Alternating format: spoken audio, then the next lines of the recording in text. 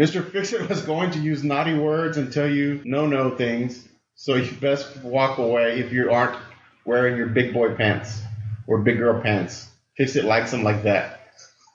Yeah, no, dude, I get to ad-lib on this shit. Okay, yeah, this you get to ad-lib on. Go ahead. Fuck that, dude. Fucking pedophile shit right there.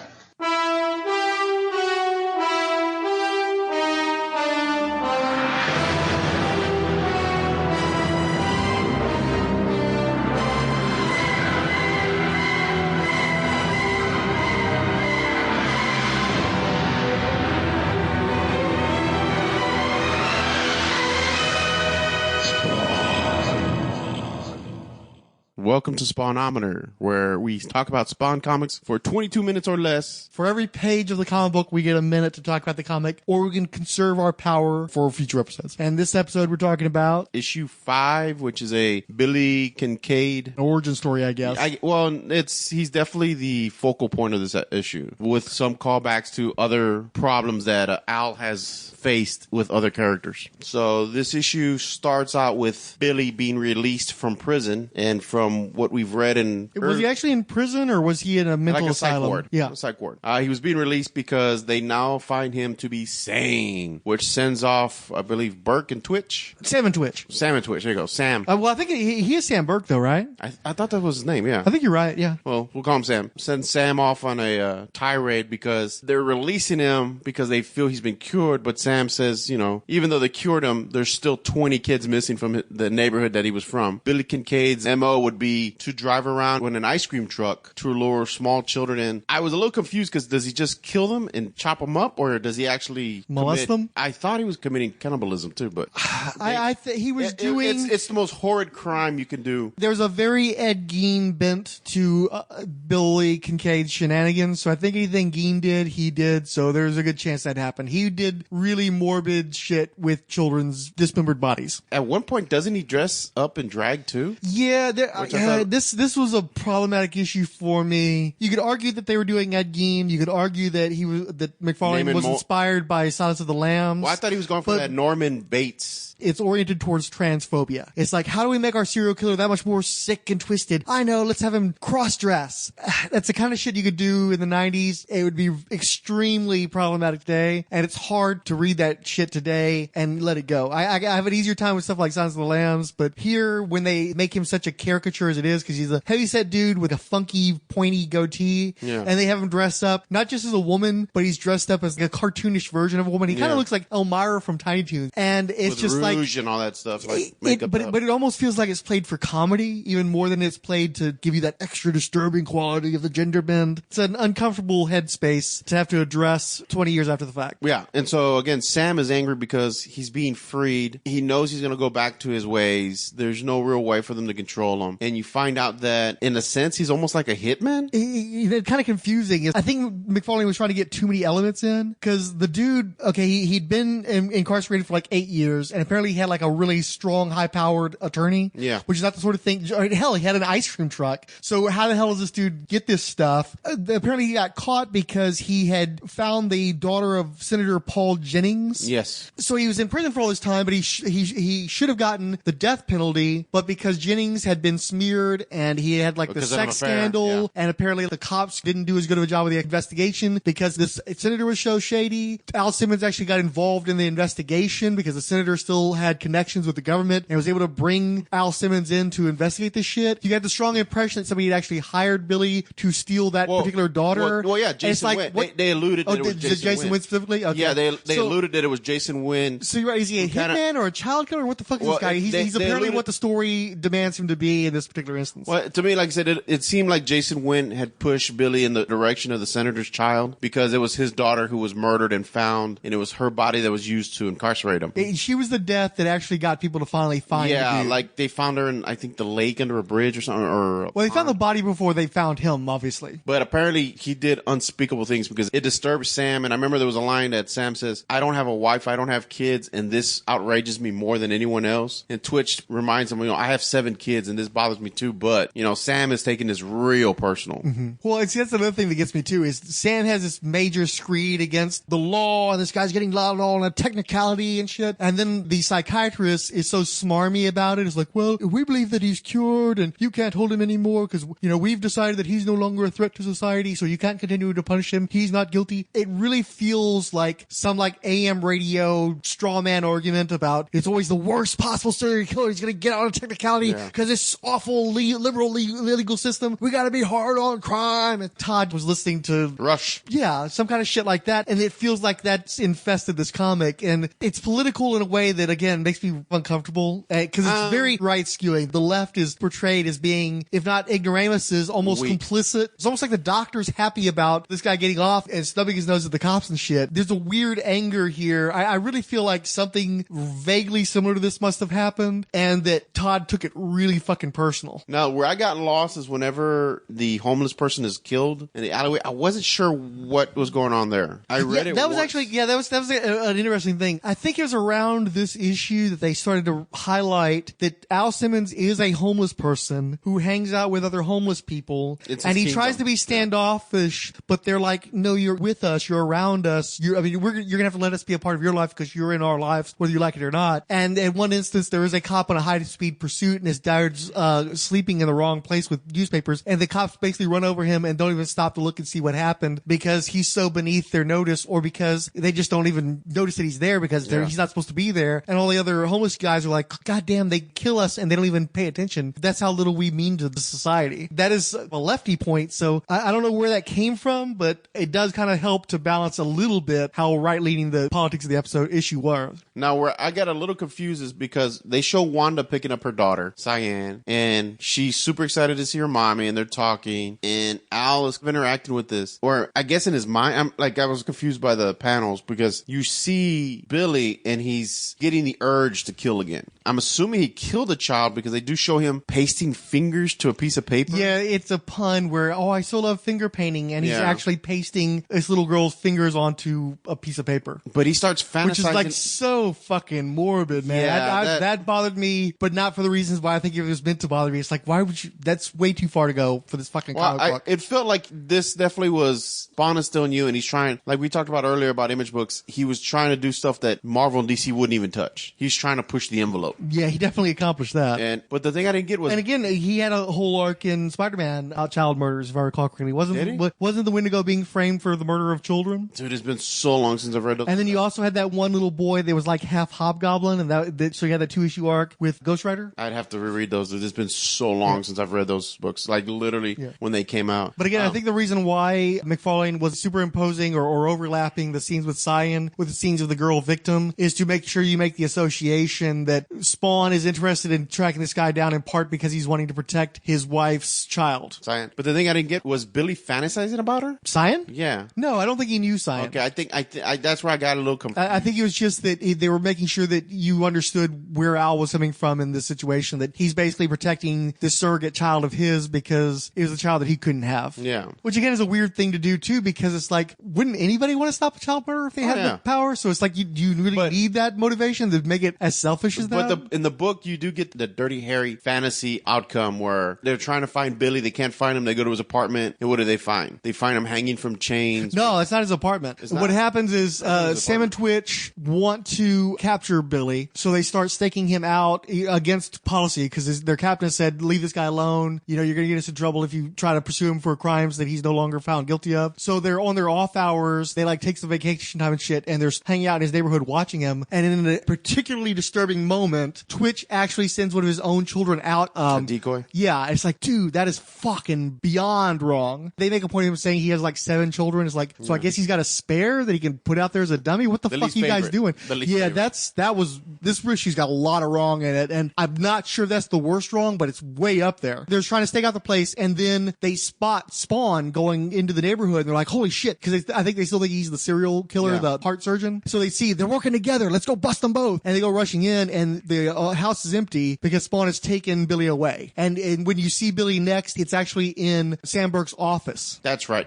Okay. And he's, of course, hanging from from chains, nude, with ice cream sticks jammed into his body with a sign that said, they scream. I think it was boys screamed and girls screamed and Billy screamed and screamed and screamed. Yeah. So they made it clear that he had been tortured to death by Spawn. Fucking wrong fucking issue. This whole issue is just so full of wrong, man. Yeah, but that felt like that Dirty Harry fantasy where, we get the bad guy and we get him good and punish him. Yeah, this actually was closer to what I expected Spawn to be from the very beginning. It was like kind of yeah, because when I first was seeing Spawn, I thought he was going to be, because this is before I was into DC Comics, so I imagined he was going to be sort of a Doctor Strange sorcery guy, but more physical, more action guy. Looking at it in reverse and having been a DC fan, it's like, oh, I expected him to be the Spectre, where he's a guy who's this cosmic force of vengeance, and it really does kind of read a lot like an old Paro, Michael Fleischer era Spectre story, where part of the story is about the sadism of our hero exacting like this really cruel Old Testament vengeance against an evildoer, and doing it in a way that's very EC Comics twist, ironic ending, but also very grotesque, and making sure the punishment fits the crime, but it's also really gross and it's got some fucked up, like not unlike the Fleischer stuff. Because remember, Fleischer sued Gary Groth and Harlan Ellison over them talking about how insane his Spectre stories were, and basically implying that he must be fucked in the head to come up with those kind of stories. Todd McFarlane is kind of coming at it from a similar perspective, and I'm coming to similar conclusions. Like, dude, this is some fucked up shit, man. Maybe you needed to pass this by an editor first, because you're doing shit you can't do at the majors, but I'm not sure you should be doing it here either. It's very dark, morbid, fucked up shit. I think it was I'm showing my stance on this stuff, and I'm going to show that I'm going to go places where other books won't go. Yeah, and he's got a young child at home, and it was like him having his revenge fantasy if something like that ever happened to his kid. So I get that. I do feel like it went way too far in parts, though. It's like, the figure painting was probably one of the worst. Some of the imagery was it crossed the line a bit. Some of the imagery. Like that, I don't have kids, but that would have definitely, if I had kids, that would, I think, affect me even more to see an image like that. I do think that this book, he was trying to steer the book in the right direction, where he was going for, These are definitely the kind of stories Spawn should be involved in. Yeah, really dark, like the dark corners of the human mind and the psyche that, Marvel and DC wouldn't touch. That's where you were supposed to, and it felt like that time to time, like other Spawn stuff, like we'll talk about hopefully in the future. That will get to 155, but like down the line there where they were doing really fucked up stuff that I was even like, damn, this is really twisted. But again, I expected that from Spawn. Well, and it was less clear in these early days since he was still serving superhero stories or trying to make sure to serve a superhero audience. But as that's become less of a priority and less important, he said it in the past and he's reiterated over and over again, he really sees Spawn as a horror story. Every time he goes back and revises Spawn and takes him in a new direction, it's almost always in a darker, more horror-centric direction. Yeah. And the movie that he's supposed to be directing in February, he says is going to be a horror movie. It suits that direction. It definitely is a horror story. Live action. Really? Yeah. What kind of budget? Like 10 to 15 mil. Ugh. So it's going to have to be a very small story. Almost an independent horror film. Very independent. Yeah. I'm not sure if the Faust movie had a budget in that realm. Probably in that range. I mean, a CG alone. Which is something I want to talk a little bit about too, is I saw it when I read the early Spawn issues. I saw a lot of Jim Starlin-esque imagery. I just couldn't, all the skulls and the energy blast and the McFarlane storytelling. I've never heard him acknowledge Jim Starlin as an influence, but I can very much see it there. But what I'm also seeing a lot of, because I've started, I haven't finished it yet, but I started going back and rereading Faust. I never read all of Faust, but I'd read odd side issues. Like 3 issues. And I've got in the reread, I've probably like 3 or 4 issues in the reread. And I got to tell you, I think that all the Image guys, or at least a lot of the Image guys, I think Todd McFarlane and Jim Valentino in particular, though, there's so much of a Faust influence in those stories. But Spawn, especially his look and his attitude and the level of ultra-violence, the degree to which it's twisted and sadistic, really does feel like a more mainstream, cleaned up version of Faust to me. Because Faust was very similar. He's this extreme vigilante who stalks in the shadows. He's a homeless dude. He's fixated on this woman that he had affection for before he died and was revived. Obviously, Faust had much greater gore because they really went into the intestines and people were just being ripped to pieces. And the lead character was much more of a madman than Al Simmons is. But at the most basic level, Faust and Spawn at this point are telling the same story in not dissimilar ways, including the fact that Tim Vigil was an ultra detailed artist just as McFarlane was at that time. It's too obvious. I'm sure people have noticed this. There's no way this went unnoticed, but I don't remember reading anybody really ever talking about how similar these two projects were certainly in the time period and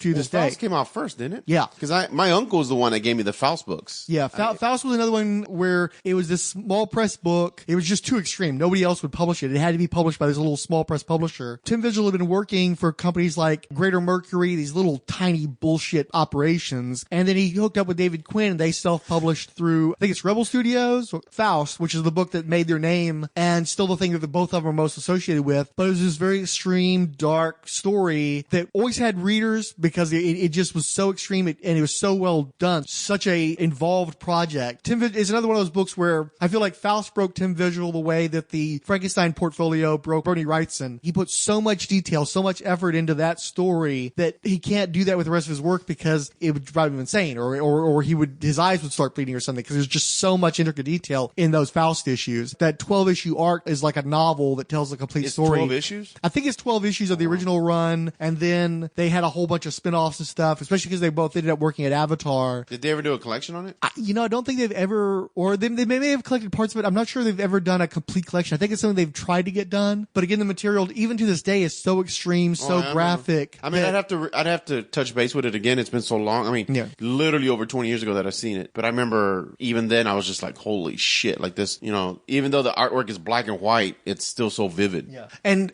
again, Spawn is really extreme, and I'm obviously reacting very strongly to this particular issue, but compared to Faust, it's still child's play. It's just nowhere in that area. But I feel like that's a place where they were trying to go with it. And I think that influence is very strong in the Spawn especially. Where we at?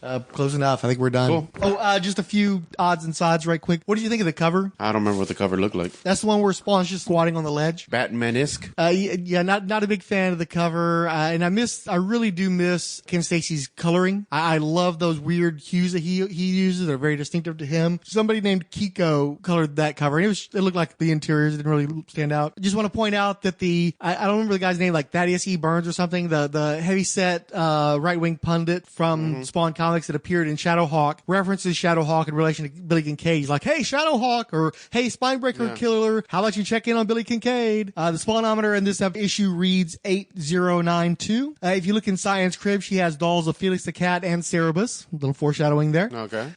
Very important backstory. Al Simmons was hired by the senator. Oh, wait, we did that already. Al Simmons was the one who caught him. So, and Al remembers that too. He has a major flashback where they do that happened. The three little panels where he kind of gives you the little rundown of how he thinks it was working out. The issue was, the story was titled Justice. It was dedicated to the memory of Will Eisner. And I have to say too that I don't know if we've mentioned Tom Orzechowski's lettering, but this dude has to pack a fuck ton of writing into panels. Todd McFarlane was overwriting like a madman on that comic. They're just these gigantic text pieces. And Tom Orzechowski has a really great lettering style where he manages to not make that oppressively overly lettered because it's so oppressively overwritten. His lettering, it's just a credit to how good he does of a job of making that stuff work and making all that text look interesting. So, all done. Cool.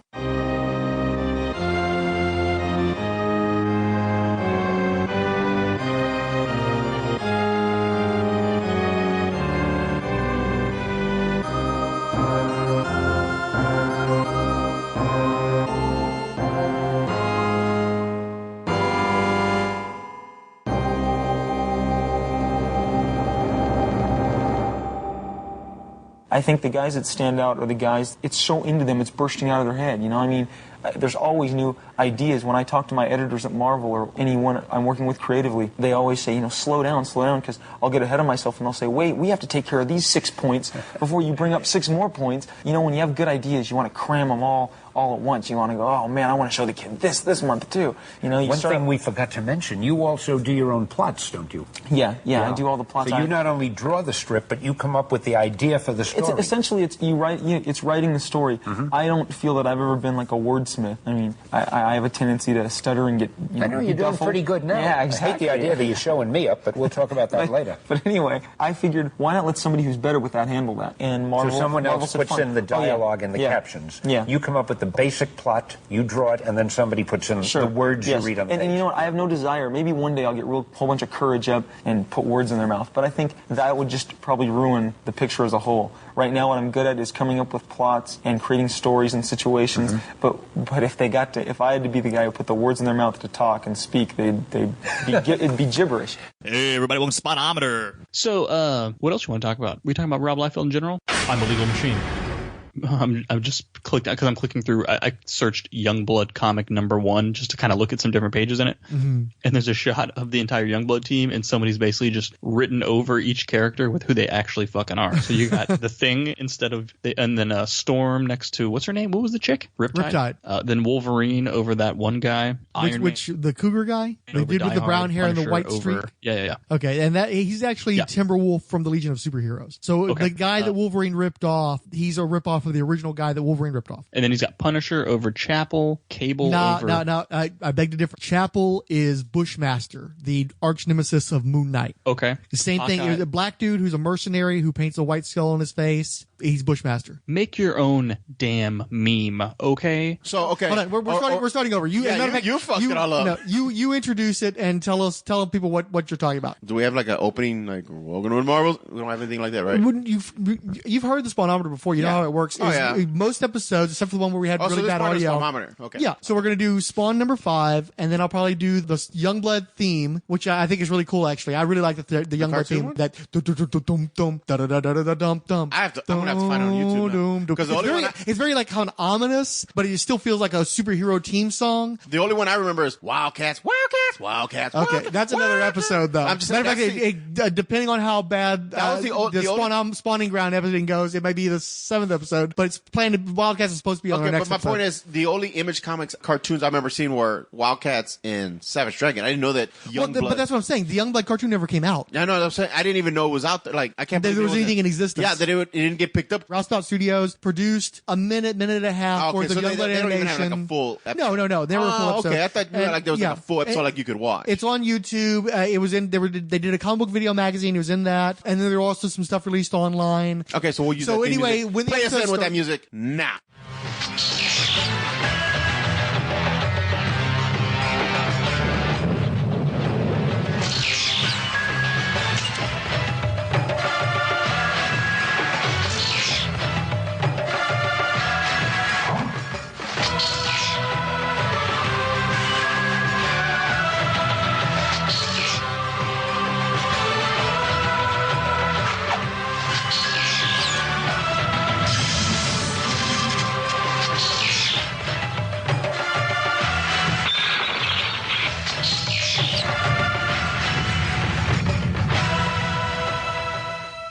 And then after that music, we're going to come back in and you're going to start talking about the first issue of Youngblood. The more popular home team dealt with domestic disturbances and was featured on the iconic Youngblood #1 cover. They were led by former FBI agent Jeff Terrell, codenamed Shaft, introduced on a mall date with his assistant DA girlfriend. The Archers shared the Marvel villain Bullseye's ability to turn any object into a lethal projectile, as demonstrated when he killed a would-be assassin by flicking his Bic pen 100 feet into the dude's throat. I don't think he had an inker. I think Liefeld might have been inking himself on those books. I mean, no, you shouldn't. He shouldn't have been doing any of that. You should have delegated all that stuff. If I remember correctly, I think Brad Van Cotta was inking him on X-Force, but with Youngblood, especially the first few issues, I think he did virtually everything himself. In fact, in the early issues, there's not even an accredited letterer, so I'm not sure who the fuck was doing lettering. Too? I don't know. What I can tell you is the lettering on the early issues of Youngblood was fucking horrendous. Grab that Youngblood #1 and look at how bad the lettering is. Because I know you guys make fun of me sometimes for it's like, how the fuck are you even paying attention to lettering? But I think it's hard to miss the lettering in that issue. Other than the bubbles look a little crammed, I'm not really sure where the criticism of the lettering is. Okay. I guess I'm too much of a lettering aficionado. Apparently. Well, toss it over to fix it so that he can see too. I agree with Mac.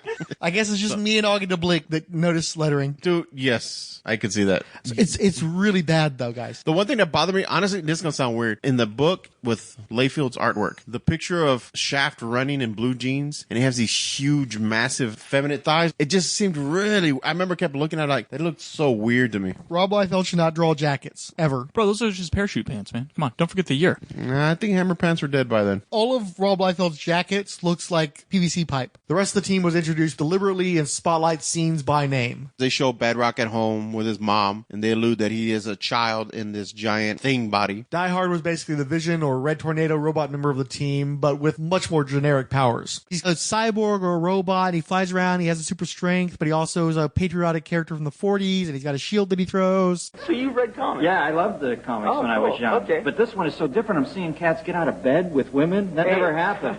Yeah, Chapel was a grim and gritty reimagining of Mr. T's B.A. Baraka's character from the A-Team. He was introduced throwing his latest one-night stand out of bed when duty called. Finally, and intentionally belatedly to prove she was at no one's beck and call, was Vogue. She's a former Russian gymnast with a vendetta against the KGB turned purple-haired fashion model superheroine. The home team was called to action when members of the supervillain group The Four attempted a jailbreak. We don't actually get to see much of the fight against Strong Arm, Gage, Deadlock, and Starbright, though. Die Hard appears and apparently beats the shit out of all of them. So he's Superman, Cap, Iron Man, all mixed in one. He's a company man, definitely. And I'm assuming probably the most powerful character in the Youngblood organization, because among the more powerful characters, there are a bunch of half and full page splashes before the story ends on a centerfold shot of the home team without anything actually being resolved. Then we flip the book over for the story of the less loved away team that dealt with foreign crises, and who would eventually spin off into the short-lived Team Youngblood title. This group also had the older characters Sentinel, Cougar, Sci-Fire, Photon, Riptide, and Brahma, with the newer creation Combat, who despite dressing like Acro Year from the Micronauts was actually a giant alien warrior who might as well have been a Klingon. Wait, and who's the leader of that team? That is, Sentinel. Sentinel is Jim Rhodes. Right. Who doesn't wear his helmet, which doesn't make sense because you'd think you'd like splatter your entire head off at some point because you're wearing power armor without a helmet on. In their first story, they dismantled the forces of Middle Eastern despot Hassan Kussein, and he was assassinated by Sci-Fire via scanner-style exploding head about 14 years ahead of the execution of his real-world counterpart. The Fury is the power that holds the key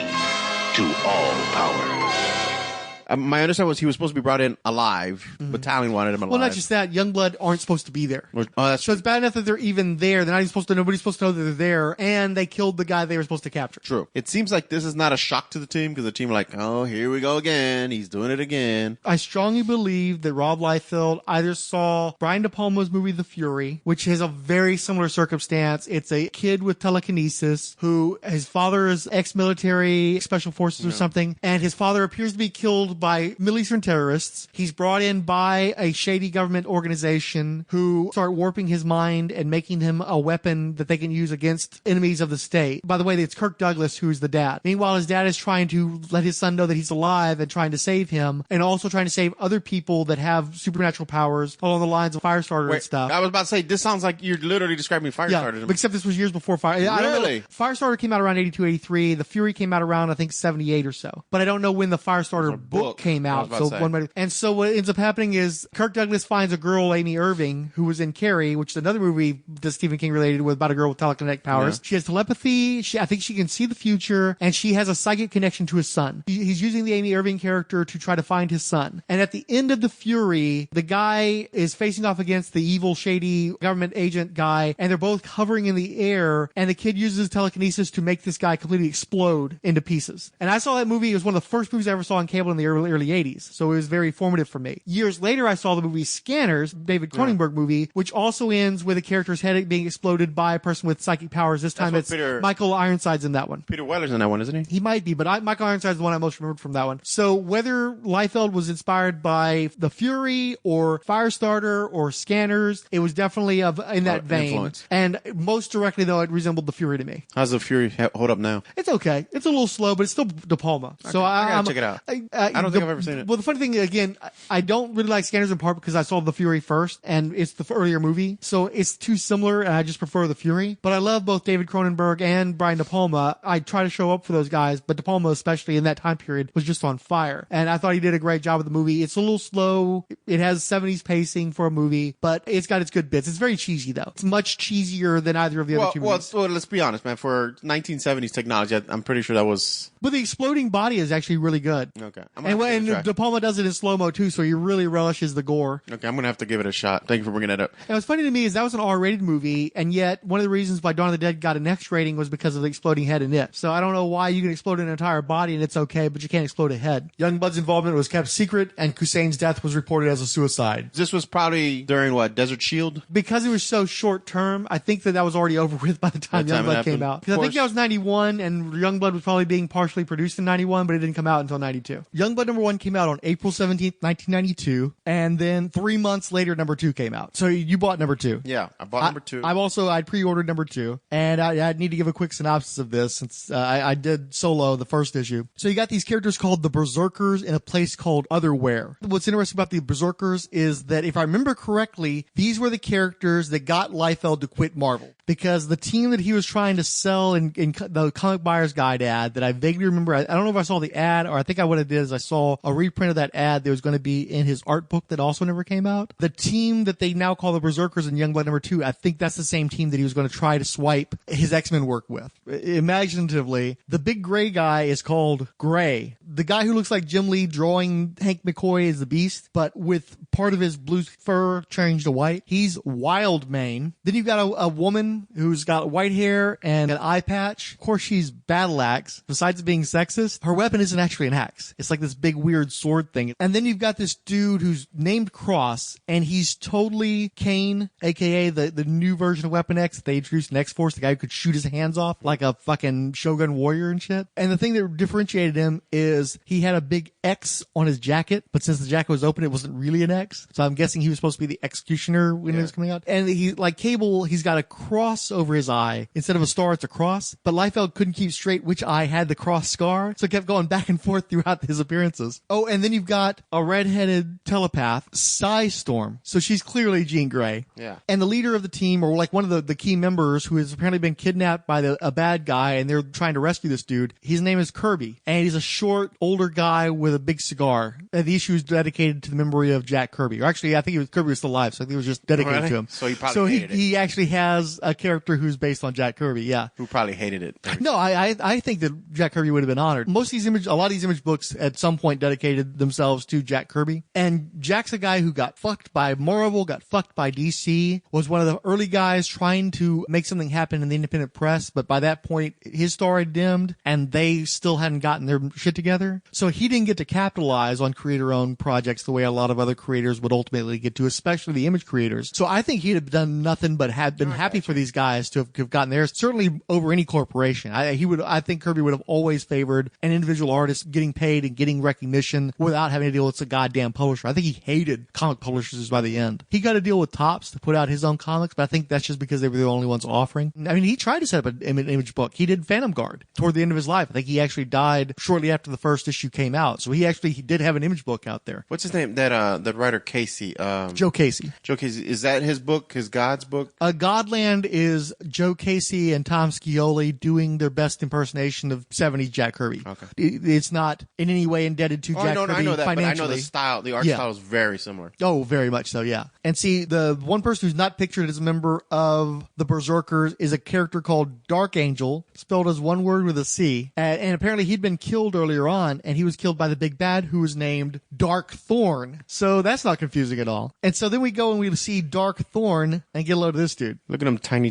feet. Tiny. Look at how big his legs are. Yeah. When you're reading these comics at first, especially if you're a 90s kid, especially if the majority of your comics reading had been Marvel, X-Men type stuff, I didn't realize how indebted these creators were to stuff that I hadn't read. You know, if I'm looking at Greg Capullo do a drawing of Cable on his knees with a gun and shells all around him, I can see, oh yeah, that's him riffing off Michael Golden or Mike Zeck doing a G.I. Joe type image. But I didn't recognize looking at this, Darkthornn is Darkseid. Yeah. Oh yeah, absolutely. And but I mean, Darkseid is such a character type in comics. Even by the 90s, he was already such a character type in comics that I'm not like thinking, oh yeah, this guy's Darkseid. I'm thinking, oh, he's a big maniacal villain type, a big bad tough guy with a lot of powers and stuff. But I'm not necessarily connecting it to Darkseid. But in rereading the comic, I realized, no, this is fucking Darkseid. 100% Darkseid. Kirby had unique anatomy as well. Kirby was not an anatomically correct artist. He took liberties with the human form that were exciting and new, and nobody had ever done it before. But it's still a very unique take on human anatomy. And I think that this is Liefeld trying to emulate Jack Kirby's weird ass anatomy and going even weirder ass than either one of them would normally have done. But I don't realize, like, the purple guy that's in the background, he is Desaad. They don't actually name this guy in the story. I don't know if he ever gets named. It's Desaad. Later on, you see him running around with a purple cloak and everything. Now, this is where you flip the script on me. I read the first issue of the original Youngblood. Back in the 90s, Back in the 90s. And then you told me that they had redone the first 4 issues? Technically the first 5 issues. First 5 issues. Now, my understanding is you told me they cut. Yeah, okay. Let me give you the premise. Okay. Thank you. So back in 87, I think it was, when Youngblood was originally supposed to come out, when Megaton was going to put out Youngblood, it was going to be written by Hank Cannells, who was a buddy of Liefeld's and who went on to get a position at Wildstorm, and now he's got a position at DC Comics. But he scripted the first issue of Youngblood from a Rob Liefeld plot. Liefeld plotted and scripted issues 2, this is 87. 3. Okay, hold on. The first special that was supposed to come out from Megaton in 1987, where it was Liefeld before he ever had a published work from a major company, except for maybe doing some work on the Legion Who's Who stories. He might have done some of that before then. He was supposed to produce this special, which I assume still exists. It may have actually been drawn and everything else and written, but Hank Cannells was writing that one. When they were going to redo Youngblood for the 90s, and Liefeld was a name brand and was coming off of X-Force's millions of copies sold and stuff, they redid Youngblood #1 with the 2 teams. And in the first issue, it was scripted by Hank Cannells, the guy who was going to do the book back in the day. People had a bad reaction to Hank Cannells' writing, including, I believe, Liefeld, because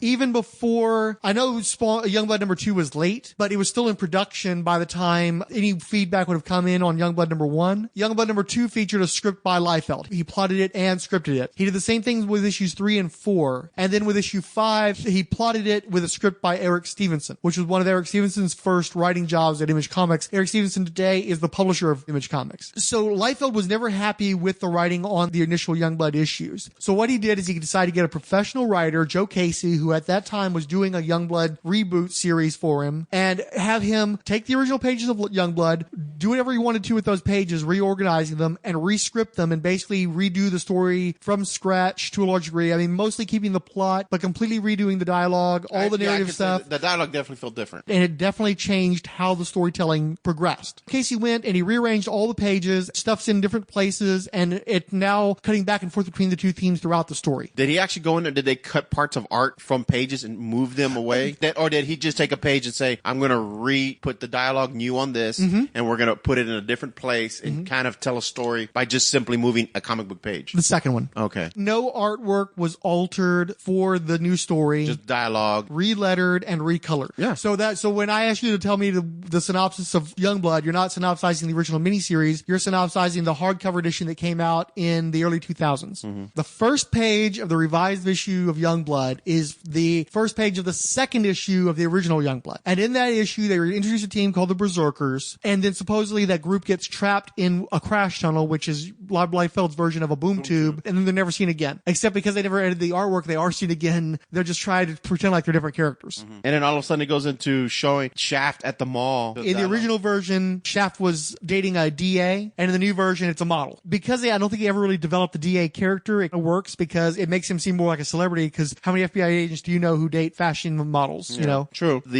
I guess what you call them, B team, young B. That's why I like to say, I think that most people are most familiar with the home team. Okay, so And the domestic heroes. I try not to minimize them though, because the away team, the international team, do get spun off into their own book, Team Youngblood. So that if you want to differentiate the two of them, I would say Youngblood and Team Youngblood. It seems like they have multiple different teams. You have your Youngblood, which is your revenue generating T-shirts, toys. It's your product line. The media team. Yeah, that's your product line that you have all these things based off of. And then you have these kind of secret teams that are actually doing work, like wet work. I disagree. I think that they are both media whores and they're both black ops. Because they keep talking about how the other team, that they're not even supposed to be on a mission. They're like, wait a minute, why are they on a mission? We don't know there's a mission. They're cutting back and forth. Yeah. So you spend some time, and I like that. I think it gave the book more momentum, because one of the problems I had when I read Youngblood #1 when it first came out is you read the domestic team story and it just stops just as the fight's getting started between Youngblood and the Four. And then you read the international team story and they tell you the whole story on that one, but it's these characters that they don't tell you anything about getting into a fight with Saddam Hussein and killing him. I didn't feel like either one of those stories was very satisfying on their own. One of the things I liked about the hardcovers, they cut back and forth between the two of them so that it has more momentum. The abrupt ending of Youngblood #1's domestic side doesn't feel so bad because they pick up a thread from later issues of the comic, and so it feels more of a piece. And also what I like too is Casey did a much better job of giving you a sense of who the characters were on the international side, which I felt was very lacking the first time around. There's more development in this one. You get more... a lot more characterization. Yeah, I understood Shaft was the character who hated his fame. He wanted to be a real hero. I get the sense of who Riptide is. She's somebody who's here to do the job, but she gets tired of being in these situations that she's not comfortable with. And Rama's like this young, dumb kid who's gung-ho about showing off, but he really doesn't have the stuff yet, and he gets knocked out pretty quickly as a result. Casey does, in shorthand, gives you a better sense of who these people are. I actually was more concerned with Chapel, because he actually came off as, this dude's going to go batshit crazy real fast. Somewhere in the team, he's going to want... Which one is Chapel? Was he a Spawn villain? You could say that. He's the guy who's a mercenary. Yeah. But he has no superpower. He's just a great big black dude. Now, granted, some of this could be from my interactions with him from other books. You really get a sense that he's not stable. Okay, so Chapel, he's in bed with a woman. In the original version, he's like, bitch, I'm done with you. Clear out your shit. I gotta go. And in that case, it was a black woman, and there's a strong sense of misogyny and a very dismissive quality to Chapel toward this black woman. In the revised version, they recolored her as a white woman, and when he dresses up as Chapel, it's because he has been called to duty, but he's like, hey, baby, I gotta go work. I'll come back later on. And she's like, wow, you look so great. I wish we'd fucked while you were still dressed up as Chapel. It's weird to me how different that was. If anything, tone. I thought that they toned down Chapel's darkness, and also it just bothered me that they went from him being the black woman to being with a white woman and became a better guy while he was with a white chick. It's almost like there's a subtext to that. Well, I mean, the telekinesis character, or the Sci-Fire. I mean, he's a villain, right? Yeah, he's a bad dude. Okay, he's a murderer. Because just reading this, I mean, he's gonna go back. Like, it seemed like they had villains amongst their team. I'm glad you explained it to me a little bit more, because it was really confusing. Because you have the two Wolverine, or the Wolverine/Beast battling, and they're talking about some outside forces that are invading Earth. You have, I guess, Senator Kelly here talking about the team. Well, they give you a better overview, because when you read Youngblood 1, 2, 3, 4, here's a story about the home team versus the 4 that never gets finished. Here's the away team killing Saddam Hussein. The second issue, here's the away team in Berlin dealing with a whole other character and a whole other story that doesn't resolve. Here's the third issue, you've missed a big battle in the midst between issues 2 and 3. You don't know what the story is. Yeah. It's a bunch of episodes that don't seem to connect as a whole. And really what felt weird to me too is when you get to the end of the books on the online one, it just stops. And I kept feeling like maybe there should be another panel or something. And it did that on several of the books, which I did not like. And here's the thing you have to take into account though. The original versions of Youngblood, despite the high print runs, are not available to be purchased in a digital media. Not legally in any way. If you try to buy Youngblood, what they've done is they took the hardcover, which they turned into 4-chapter hardcover, supposed to be told as a complete story, and they sell you the individual chapters, which are varying lengths. I think this one was like... Yeah, there's one that's like 48 pages. Yeah, and there's one that's like 28 pages. And there's one that's like 14 pages. Yeah, like 18 pages.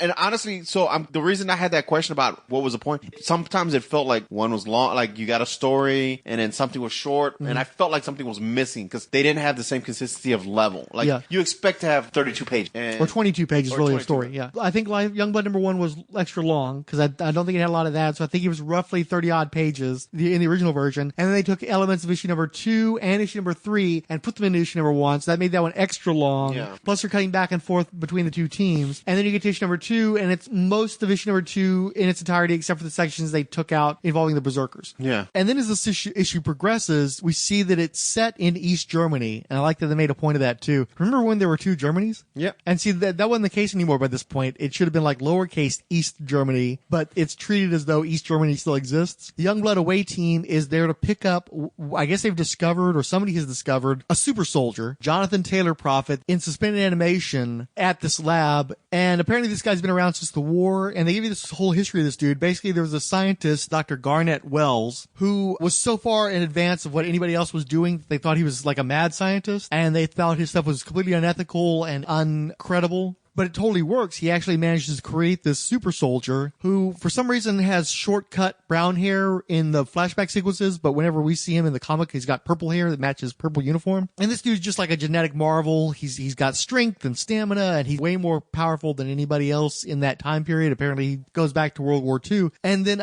but I don't know if they don't make it clear if he actually had adventures in World War II or not. It's just clear that he's now currently in suspended animation. I never got it clear if he existed as a living being before, like if he was a Steve Rogers, or if he was created from scratch by the scientist. Similar character to Shadowstar from his X-Force books as well. I guess kind of. I hadn't thought about that. He's got the same headgear, and they're both like genetically altered warriors, right? Yeah. And it's also weird. I remember finding it very weird at the time too. Is this guy totally looks like a contemporary Rob Liefeld character, but he's supposed to have been around back in the 1940s. Because I'm not sure what the whole face padding thing is for. Like, isn't that like football or boxing? Like when you're sparring? I'm assuming so, but it's like to take a blow, right? Yeah, but it looks really weird because it actually looks like it's part of his face. Because if you look at it, his hair is actually coming out of it. Oh yeah, that's a good point. Yeah, and so Maybe he has like a weird strap on the back of it or something. It doesn't look like it'd be very stable in combat. Yeah, it seems really. I think I really believe he just redrew Shatterstar, 7 foot tall with purple costume. Me as a guy who never played sports, though, it never occurred to me that you would have to actually have it reinforced in the back of the head. You couldn't just like have it, like a barrette. Unless you're planning to take lots of blows to the face. And so they're supposed to be transporting the suspended animation Prophet back to the United States from East Germany. Maybe it's because the reunification and the Germans wanted to get this guy out of there or something, or maybe the Americans insisted on getting him out of there. Now they had access to him because I guess he went up with the wall. And so they leave this dude with Combat, the big wannabe Kund/Klingon, and then Cougar, who was their wannabe feral Wolverine kind of guy. And so they're fucking around with the machine for no good reason, and they actually managed to break Prophet out of suspended animation on accident. He immediately doesn't know whether or not these guys are the disciples, the people he has to fight, and they're like, oh, we're gonna put you back in suspended animation. So they actually attack him. He hasn't done anything wrong. They released him from suspended animation, but they go and fucking attack him, and so he's more than holding his own against them. He's pretty much beaten these guys, and then other members of Youngblood show up, but around the same time, the disciples finally show. And it turns out the disciples are these guys in this big mech gear. They look like something off Robotech, not quite so big. They're just much larger than normal size. And so these are the disciples. But it's funny too, because at one point, the combat dude, he shouts, "By the ghost of Chrome!"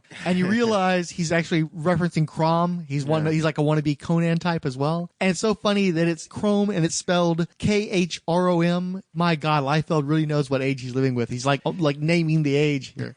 So the Disciples of Doom start to attack the Youngblood team, and then immediately as that's happening, Kirby and the Berzerkers, because Kirby's been rescued. I think I forgot to mention that part because it doesn't matter. I mean, they never actually got around to rescuing Kirby. Kirby had already rescued himself, and they just sort of meet in the middle as they were in the midst of this rescue operation. And so this group has come from the otherwhere to our Earth so that they can help us fight the Disciples of Doom. So the issue ends on a double-page spread of the Berzerkers charging against the Disciples of Doom, announcing, "It's Berzerkin time!" And this is Kirby saying this, and there's even like hype at the bottom for the next issue, and it ends with "Nuff said." Dudes. So issue number 2 had 3 splash pages, 1 half smash, and 5 double page spreads, including 2 where it's just a single image. It was just so gratuitous. Because the book was so goddamn late, and because I'd bought a whole bunch of other image stuff that I really hated, including Brigade, was out by the time that came out. I don't know if they resolicited Youngblood or if the solicitations were just so old that I managed to get out in front of it. So I managed to go, this book sucks, and I'm done with Youngblood with issue number 2. And that's as far as I got in the original publication. Didn't feel bad about it either. I think I stuck on to Bloodstrike, Brigade, Stormwatch. There's one more book. I know there's one more book.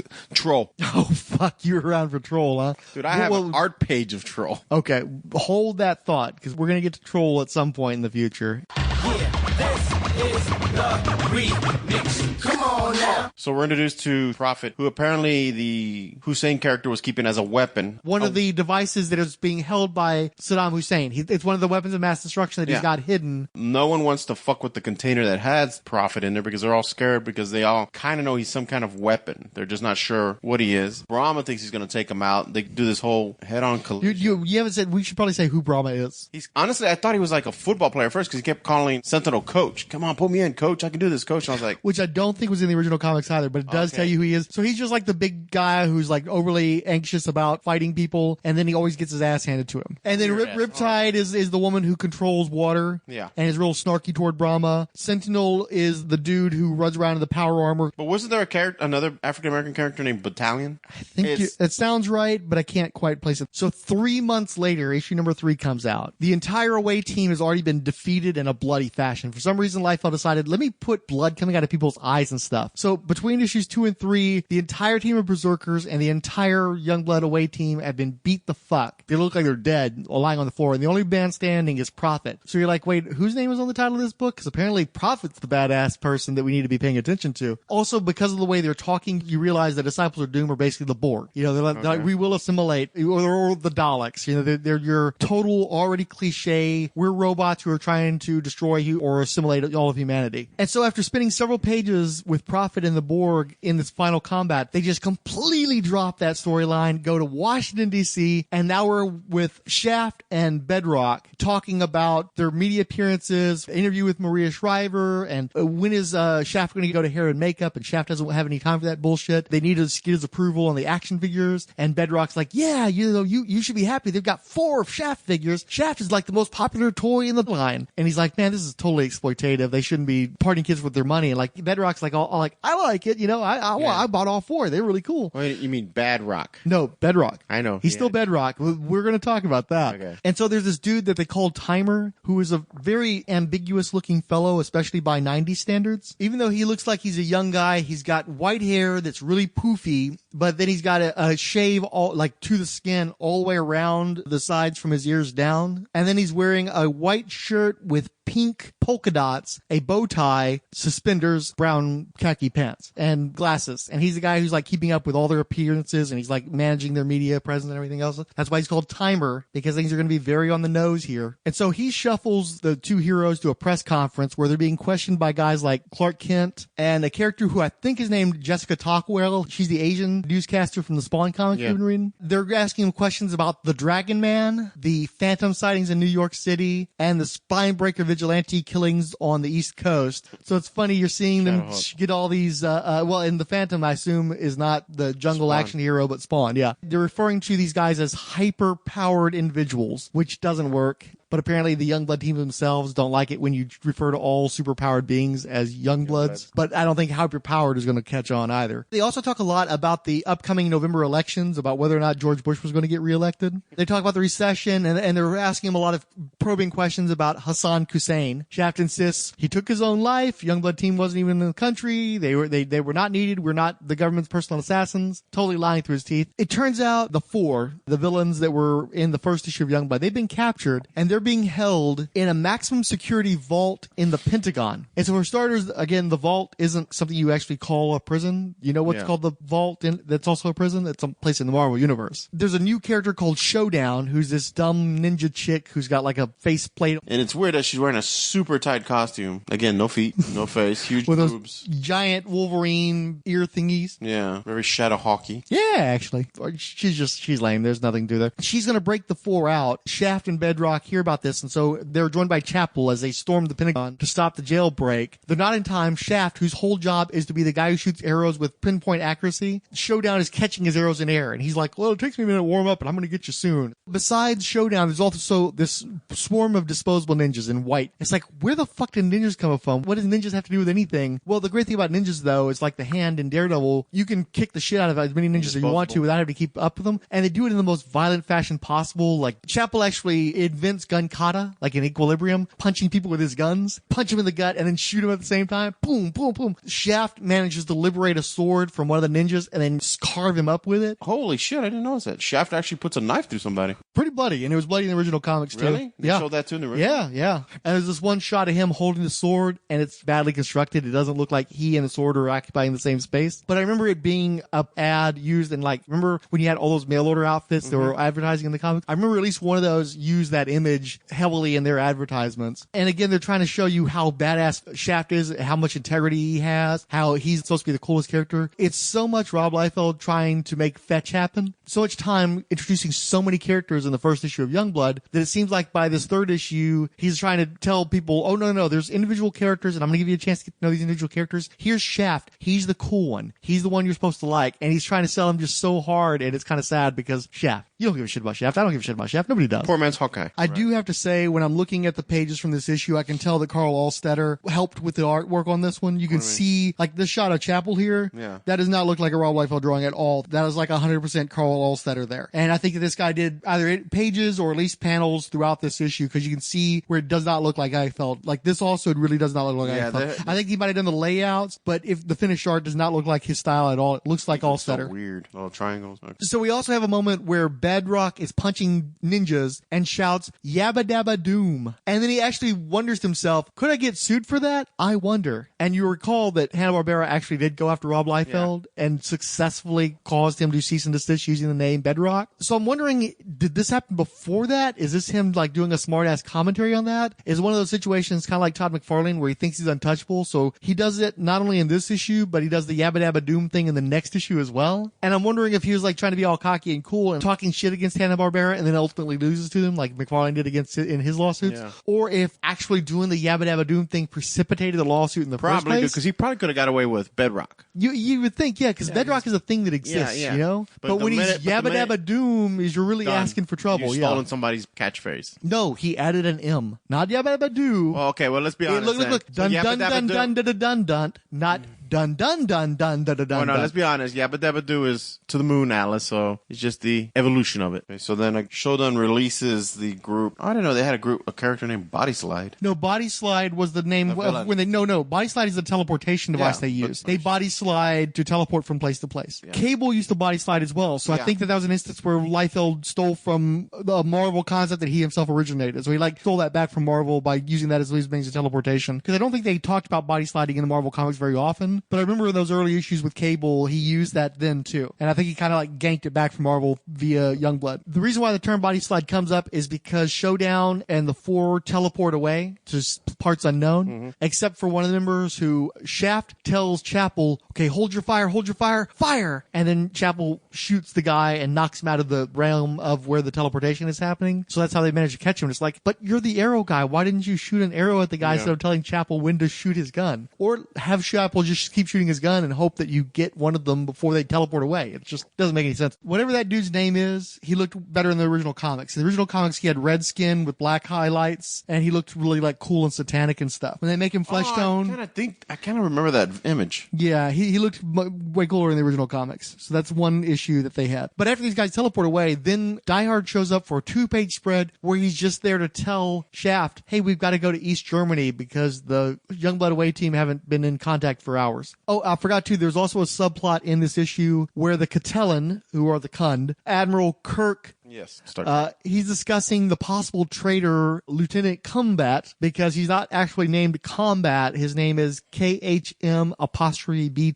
And he's doing this with an accusatory Akuran ambassador. And the Akurans were the guys who look kind of like Silver Surfer characters. Yeah, the ones with the flaming heads. The Akuran cadet that disappeared with Lieutenant Combat is Photon from Youngblood. So they're setting up that these two alien races think that these guys have betrayed each of their races and they're going to go after them on Earth, but it doesn't get touched on in the original Youngblood issues. Youngblood number 3 has 2 splash pages, 1 half splash, and 3 double-page spreads, including 2 that are 1 single image entirely. But I still think number 3 was the best issue because for once they actually slowed down, they talked. You got a sense of where Youngblood existed within the Greater Image universe. They tried to develop some characters. So even though it wasn't a great issue, I give them an E for effort. At least it felt like an actual comic book instead of just an advertisement for comic book to come. And see, they have an ad at the end of issue 2 where they announce in 60 days, the next issue of Youngblood. And it turns out that issue was Youngblood number 0 by a fill-in creative team that takes place before the current story arc. So it was kind of a cheat, but we weren't going to get into that because that's just going to derail our story, which has already been derailed within the context of the story itself.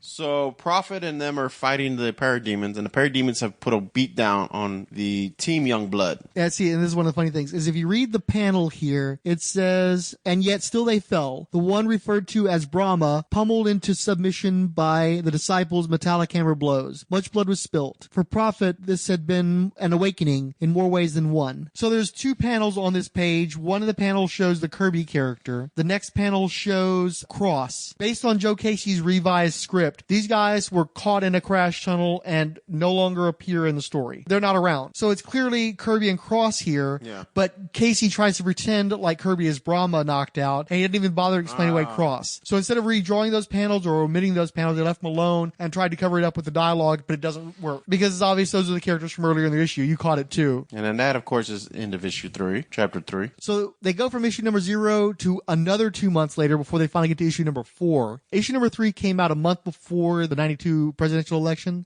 By the time issue 4 came out, it was after the inauguration. And the story is supposed to take place a few hours after the previous issue. So the Youngblood home team are going to East Germany. They're going to a facility of GATE International. GATE stands for Genetic and technology engineering. If you don't catch it, and you should, Gate International is Star Labs. I didn't get that. They're a super scientific organization. One thing that was cool is as they're flying in, they're asking Shaft if Stormwatch has been notified because they figure that the UN would be able to help them out in this concern since they've lost one of their whole teams. And Shaft's like, no. We're not going to let them know that the U.S. couldn't handle this issue. We got this. We're Youngblood. We're okay. Bedrock even calls Stormwatch a bunch of sissies. There's a little note saying, watch for Stormwatch coming soon. They established that there is this whole other team out there. They've established an acrimonious relationship with them. They kind of explain away the absence of Stormwatch, even though the team doesn't really exist yet in comics. But it was also cool because Stormwatch has teleportation. They set that up. But the Youngblood team doesn't, so they're having to actually physically fly a Quinjet in all but name to East Germany. So I like that they're showing the differences between the teams. They're not all the same. They don't all have the exact same shit. And one other thing about this issue too, lots of feet. Liefeld gets so much shit for always hiding the feet, but throughout issue 4 of Youngblood, you're going to see a lot. So we're introduced to Vogue and that. Or reintroduced to. Or reintroduced, yeah. She kind of disappears from this book, though, right? I was going to say, yeah. Again, that's where I told you it felt really disjointed because characters seem to like appear, disappear, very Tyler Durden Fight Club, like in the background, vanishing type thing. So it felt really weird. That's why at some points I stopped because I was like, did I miss something? Did something maybe not download right?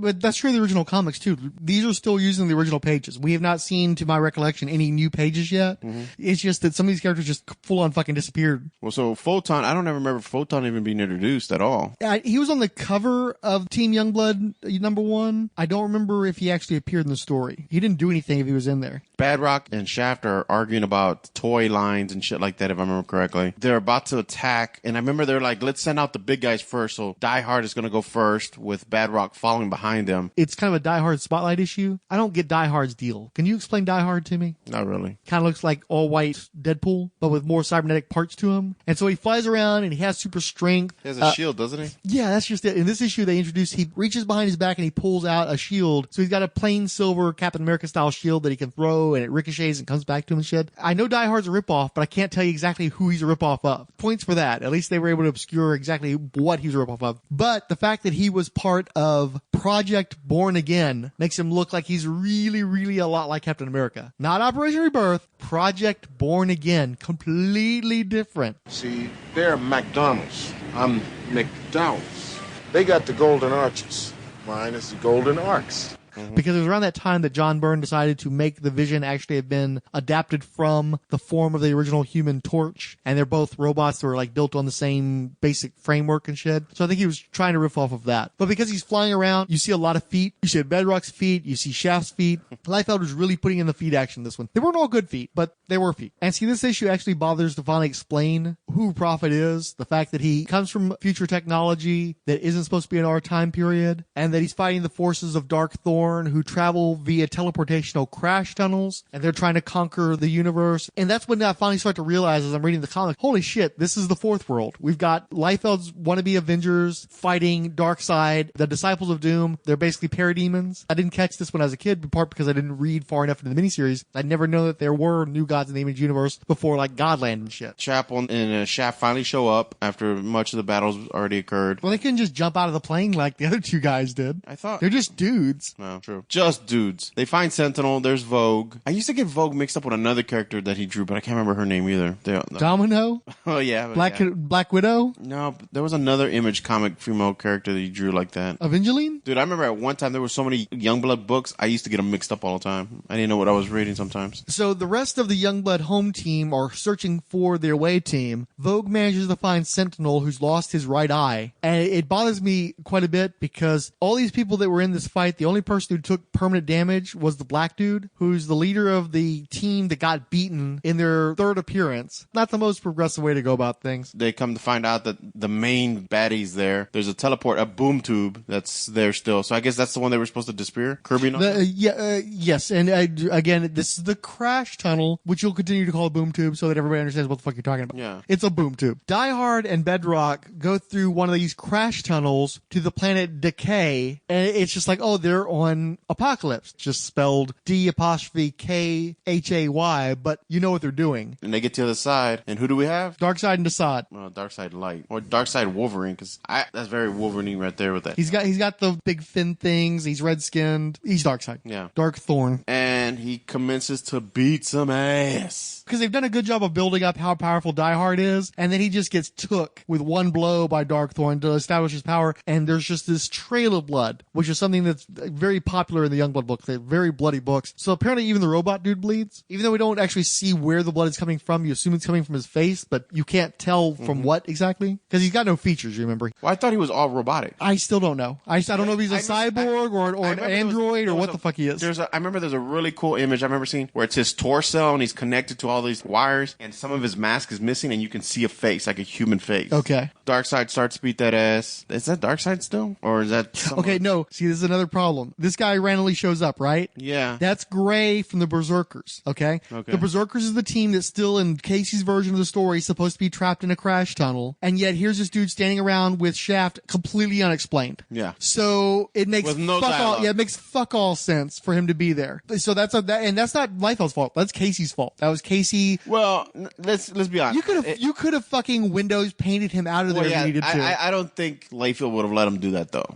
Yeah, see, the art is completely unmolested. They none of the artwork is altered in They this thing. should have at least allowed him to kind of, take out some panels or, I don't know, redraw some shit or something. Right. And of course, Badrock now has turned villainous. Darkthornn shows the ability to possess the mind of Badrock. Mind of a child. And turned it, well, I think he's supposed to be 16 or 17 is what they finally established him as being. By the way, this is an important break point. This is a 2-page spread. This is where issue number 4 of Youngblood ends. Okay. And then Youngblood number 5 begins, except that you're not reading Youngblood number 5, you're reading Youngblood 4.5. This is the new pages created for the hardcover. Oh, so they created these pages? Yes. So that it's not all original artwork. Everything up to this point has been the original comic book series artwork. This page. And now on this page, as Badrock attacks, that's new material from the hardcover. Let's see if we can tell a difference in art style. You'll tell it fairly shortly.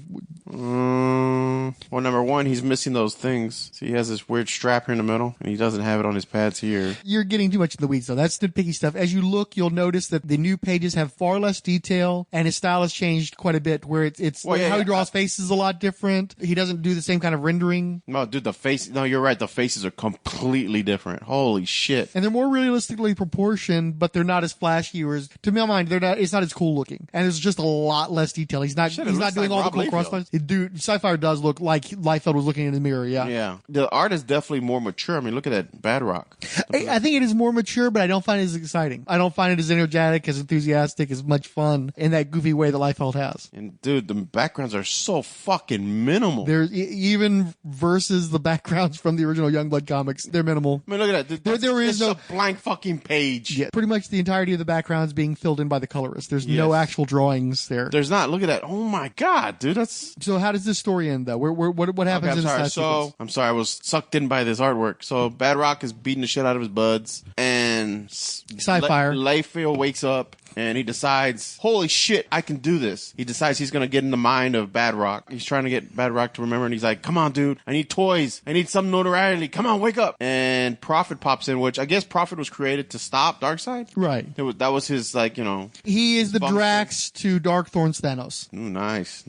He smacks the shit out of Darkseid. Darkseid, I'm assuming, was stunned because he didn't think he could be harmed. Prophet's yelling some weird fucking shit for Dr. Wells, for humanity, and then Darkseid is insolent mortal. Your pathetic genetic enhancements are no match for my power. And he does what is the beam that Darkseid shoots at him? Omega Effect. Omega Effect. He Omega Effects him. I think it's just like green heat vision though. It's not. It's not involved enough. I swear to God, dude, if there was some distance, his shit would have curled or fucking turned in an angle or some shit. It's just an energy blast out of the eyes though. Dude, it's dark. It's not distinctive enough. It's just generic energy blast out of the eyes. So at this point, Liefeld and Badrock are... You get Sci-Fi. It's going to get confusing if we keep calling the guy who really looks like Rob Liefeld by that actual name. He's Sci-Fi. Dude, he looks like him. He does look like it. I do not dispute this. So the battle just kind of comes to a halt. Well, it looks like Sci-Fi manages to finally free Badrock from Darkthornn's influence, and then Die Hard comes back out of the portal and starts attacking Darkthornn. That is really weird. Like the way the chest is to the head, that's kind of weird. I mean, it's not bad. Liefeld's anatomy anatomy proportions are different in 2003 than they were in 92, and it's hard to miss it. Well, I mean, he definitely bulked up on the muscles. Like, he definitely got really well defined. They are more accurate, I would say, too. I'm not a big fan of the big purple onesie that they do look like pajamas, yeah. Especially because he forgot that the guy had thigh-high boots, and so he doesn't do it in there. Yes, yeah, I didn't realize it, yeah. Die Hard and Prophet go to work on Darkseid, beating him to the point where he says, I felt that. No species has ever offered such stubborn resistance. And then he just takes off. But actually, Bedrock doesn't wake up until he leaves, isn't it? Yeah, I see now that Sci-Fi is devoted to freeing Bedrock still. Yeah, I guess he was just trying to keep him from moving. And then the book kind of ends. Well, it looks like once Darkthornn goes, then his influence over Bedrock is lifted, yeah. And then we just kind of have a quick wrap-up. Who the hell is that? Is that still... That's still Prophet. Oh, wow. He looks so fucking different in that one, because he kind of looked like he got boobs. I thought it was a feminine character. Moobs. Yeah. But no, I thought it was a female character. Like, I was about to say... No, he definitely has moobs. Boobs. Yes. I was about to ask you, was there a character that I missed? Actually, he kind of has front butt, is what that is. No. And so, Liefeld redrew all this just for the book? To finish out the story. It looks like, I think it's roughly 8 new pages based on my trying to count as you were scrolling. Yeah. And that's it, folks. Yeah. Just saved you an $80 trade. You're welcome. No, it's not $80. It's $40 new. I think you can pick it up. The cheapest I could find it online was $20 to $25. So let me tell you what actually happened in Youngblood number 5. For starters, you get to the last page and it reveals the story concludes in Brigade number 4. And I'm like, what the fuck? Because I thought for sure the story was going to end with issue number 4. I thought I was like coming up to wrapping this thing up. And it's like, wait, I got to read a whole other book to finish this up? But it turns out it's a bit of a trick. What it was is Youngblood number 5 and Brigade number 4 were a flip book. Mm-hmm. So if you bought one, you got them both, right? Except that this was Brigade number 4 from the ongoing series. So by the time Youngblood number 5 comes out, there's been an entire 4-issue Brigade miniseries, I think a 0 issue, and now they've gone up to 4 issues into the ongoing series. That's how late Youngblood is at this point. Youngblood number 5 comes out 5 months later. It had a different scripter, Eric Stevenson. It was drawn by Chap Yape. I guess that's how you pronounce the guy's name. Don't know who that is. That's the guy. Did you read Heroes Reborn Avengers? Yes. That's the guy who drew that. Okay, so it wasn't Liefeld. I just thought Liefeld had drawn them all. Him and Jim Lee. No, wasn't that Liefeld only drew Captain America. And he did the covers, some of the covers for Avengers. Most of the covers, I think, were Ian Churchill. Jim Lee did Fantastic Four. Right. Will Sportasio did Iron Man. Rob did Captain America. And Chap Yape did Avengers. Although I think he only did the first arc of Avengers. I think the second arc was Ian Churchill. So Chap Yape was also the guy who drew Team Youngblood when that got its own spin-off book. Okay. His style looks, if you want to talk about something that's an interesting combination, he looks like a cross between Liefeld and Jay Lee. So it was really kind of obvious that this was not the same artist. If you fed everything that people liked about Chromium Age artwork into a computer, Chap Yape would fit all his parameters. The computer would be like, this thing is equal to that thing. But Liefeld's art is so much more fun and so much more energetic and lively, and again, that enthusiasm comes through on the page. And then you look at Chap Yape, who's doing a bunch of the same techniques as Liefeld. In fact, in some ways, he's a better technical artist than Liefeld, while still doing a lot of the same tricks that were popular that time period. And it just doesn't work because he can't get over the personality. He can't get that pizzazz that Liefeld has. The story they tell, it's mostly done in one-page splashes. It's a full 22-page story as opposed to this 8-page add-on. Once again, it's nothing but splash pages. It's only a 14-page story, but 5 of the pages are splash pages, and at least one would count as a half splash. In the story, Shaft directs the Berzerkers by name, even though he's not even met them. And he's like, well, these people have earned my trust in the 5 minutes you've known them. And what was weird too is the home team, it takes them 12 hours to get to the away team after they've been out of contact for that length of time. These guys have all been beaten. One hopes that they were holding the line right up until the home team shows up. But like, why did Darkthornn and his forces just sort of like hang out at Gate Industries and not do anything, waiting for the home team to show up? And when the home team shows up, they're not immediately addressed by Darkthornn's forces. They get to wander around a little bit, have a little conversation with Prophet, and then they start fighting the Disciples of Doom. Not really well-paced story. The legions that these guys are fighting are actually referred to as winged demons, just to make it clear that they're parademons. So in case you missed that, if the Disciples were the original Kirby parademons, then these other guys were like the parademons from Superpowers, where they look more demonic. And what it comes down to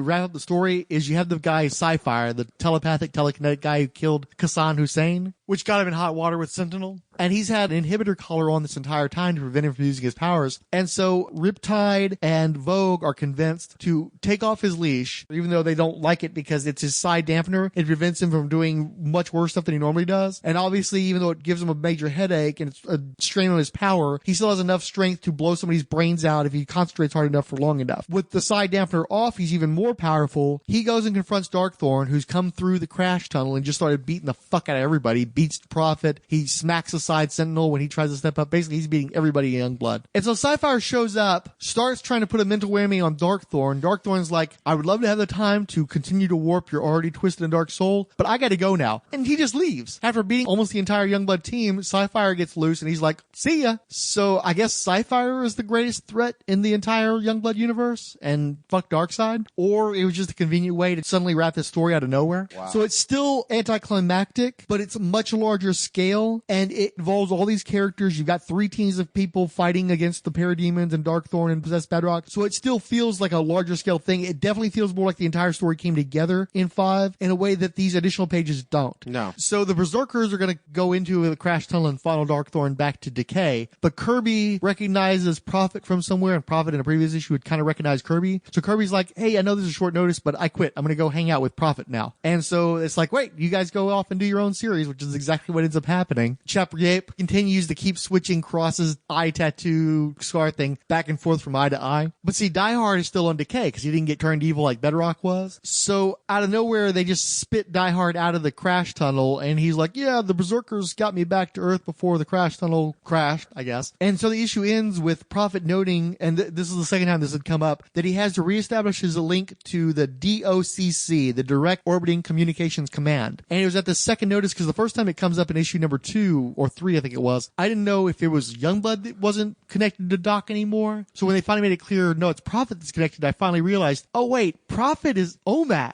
So not only is Liefeld borrowing from Kirby's Fourth World, but he's also borrowing from other 70s strips. And I would have liked Prophet so much better if I knew that he was just OMAC at Image Comics. I already like him better. I'm already more interested in seeing what they're going to do with him just by virtue of that. And once again, I can totally see how it happens because it's not necessarily that Liefeld read Kirby. I think what happened is John Byrne did a prestige format OMAC miniseries revival a year or 2 before Image got started. And I guarantee you Liefeld read that and was like, hey, I'm going to take that character too. But I'm actually kind of cool with that. It's like, I like the idea of this one Kirby concept that had nothing to do with this other Kirby concept fighting as analogs. I just wish I'd known all this time that that's what Liefeld was doing, but I didn't read enough comic books, so even if I had kept up with Youngblood, I wouldn't have caught those references. I only barely caught them now. And all that shit just got wiped clean by the KC version. Wow. So that's, I think you could have left that in there. No, I actually think it's probably good that they took it out, mainly because Liefeld was throwing so much shit at you in the original version, it was hard to keep track of anything, and it was hard to keep track of the characters that are actually relevant to this story without all this side shit. So I think Casey was probably right to just go ahead and wipe that shit clean, to keep it more streamlined, keep it more focused. There was just too much shit going on in the original versions. Most of the issues of Youngblood, I read on my phone. It was just more convenient to put it on my phone and read it that way. And what I really loved, it translated extremely well to the phone because there's so many big images and it's got flashy coloring and it's got his very slick art style. It looks so good reproducing that small size. It was exciting to read. I had no problem going from page to page with it. When he says that he approaches everything with great enthusiasm, it's absolutely true. I was enthusiastic to read it, especially once the script was to a caliber to where I could enjoy the writing to a reasonable degree, because it was still dated style intentionally. It was a pastiche, I think, on Casey's part, but I was very excited to read it. I thought that as much as I liked the coloring on the original book, who did the coloring on that one? Brian Murray, right? I'm gonna hate it if he's right.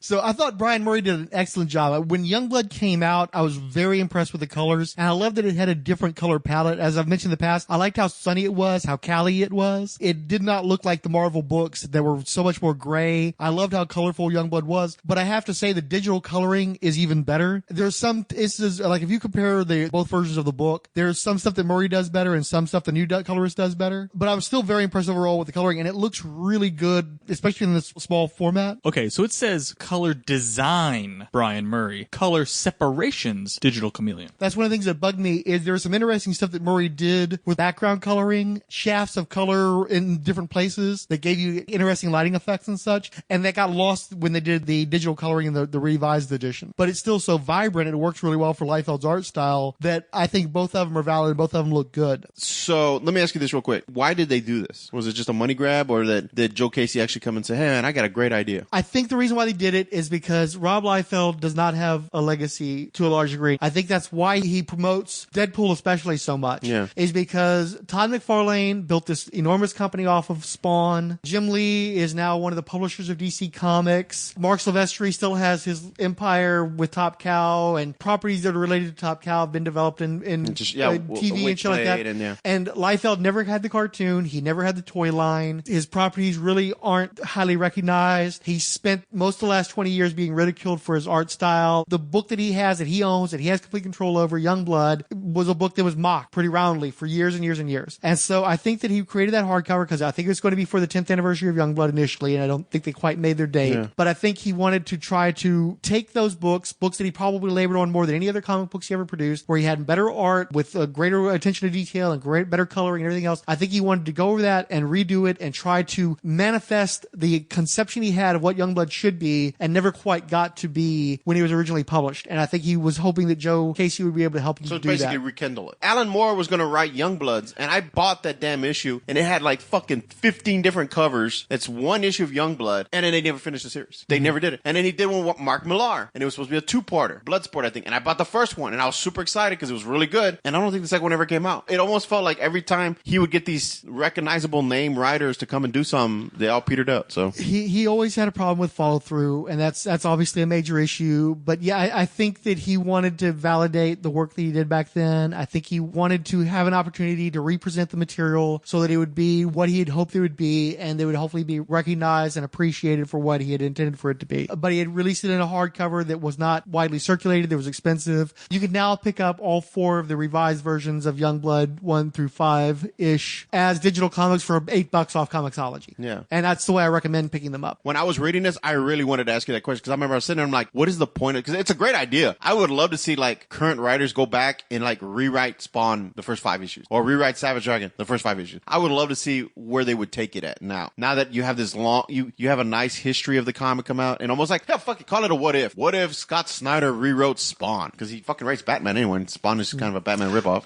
That'd be kind of neat. Part of the lingering taint on Image Comics was that they, regardless of their intentions, it was hard for them not to be looked upon as hostile toward writers. They tried to make it seem like comics were all about the art. All anybody cared about was the artwork. Yeah. Nobody cared about writers. Anybody could tell stories of people sock and face. And so they minimized writers, and they came out with a bunch of books that were really poorly written. And so the comic book writers, they were probably feeling very defensive because they definitely were not the draw in comics in 1992. They needed the companies to help support them because a writer, for the most part, cannot go out and write a hot comic book if they wanted to. Were very critical of Image Comics. People who read the comics and they weren't very well written were very vocally chastising these guys for their hubris, for thinking that they were such hot shit as artists that they could get by without having good writing. I think that's where there's still lingering hostility. I still will get people talking shit about Image on Twitter, and I'm like, dude, when was the last time you read an Image comic? 20 fucking years ago. You don't know what the fuck you're talking about. Why don't you read an Image comic today? Why don't you get out of the assholes of Marvel and DC and actually read something that you may actually enjoy? Because you're talking about shit that isn't even relevant to the discussion anymore. Because those comics came out years ago. Things changed. Unlike at the big companies, things progressed and got better at Image Comics. But yeah, back in the day, these were not very well written comics. And I do think that Joe Casey put a lot of polish on these books.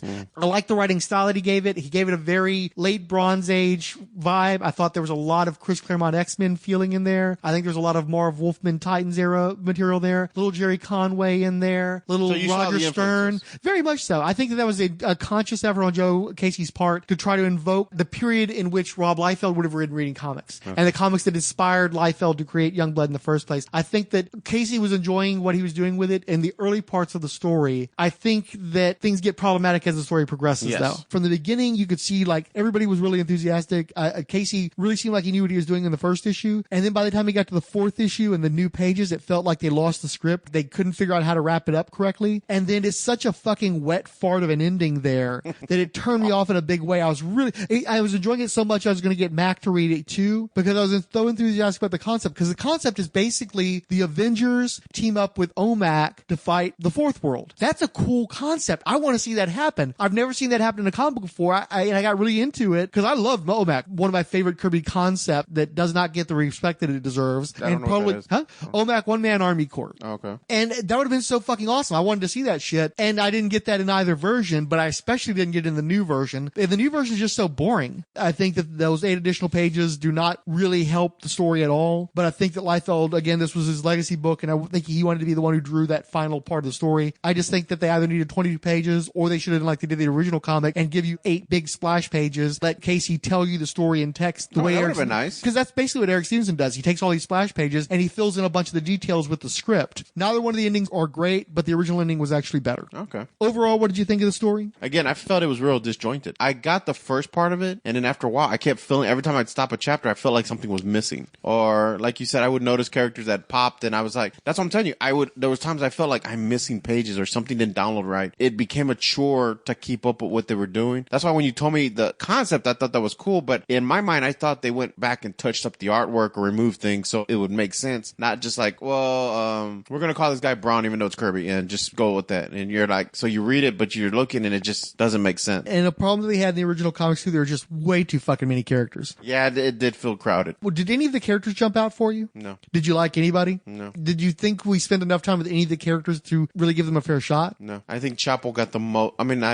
Shaft got the most, I guess, development, but it wasn't really development. Like, I didn't get his motivations, really. Mm-hmm. Like, he just seemed kind of bitchy and whiny about his position and where he's at. It was funny and his responsibilities. I don't remember if it was the same in the remixed version, but Shaft is a real asshole in the original comics. He's just a real jerk to everybody, but I kind of like that about him. And my understanding, he was supposed to be based off of Liefeld, like Liefeld based. No, I think he's supposed to be Speedy or Arsenal, the Roy Harper character. Okay. But what gets me, Shaft is a character I'm the most dismissive of in Youngblood, because I think that by 1992, you don't need an Archer on your team. Archer is just too freaking passe. I think he was too obviously the same character as Roy Harper in terms of his look and everything. I think that Shaft is a bad name because it's like John Shaft is the guy who Shut your mouth. You don't take away one of the most iconic African-American characters in popular culture and have it be a white dude. You know, it's just, that's a real problem for me. The issue though, when you read these Youngblood comics, and it continues in the later issues too, he's clearly Liefeld's favorite character, it seems like. I mean, that's the guy, he just puts a lot of emphasis on how cool Shaft is, and Shaft continues to pop up. If the one constant in Youngblood reboots is Shaft is the team leader and he always seems to turn up. The one guy he doesn't want to let go of, and I think it's one of those situations where the creator loves his daughter a little too much. I think that's the one character you need to get rid of. I think that's probably the worst of the characters and the most problematic character because he doesn't really make sense in a modern context. The only reason why guys like Green Arrow and Hawkeye exist is because Errol Flynn as Robin Hood was so popular, because all that shit from the Middle Ages and the Western, the period adventure stories were so popular in the 1930s and 1940s, where we've kind of left a lot of that shit behind. Well, no, I mean, if you think about it, he's the only human on the team. Chapel. Vogue too. I don't think Vogue has powers. I think she's just an acrobat. Really? I thought she was like an assassin. I just thought they were, you know. Yeah, no, there are a number of human characters, but I just think that dude with a bow and arrow that doesn't have a string is not enough of a reason for a guy to be around. He didn't even have trick arrows to my recollection. But what's weird too is that he doesn't get spun off like the other ones do.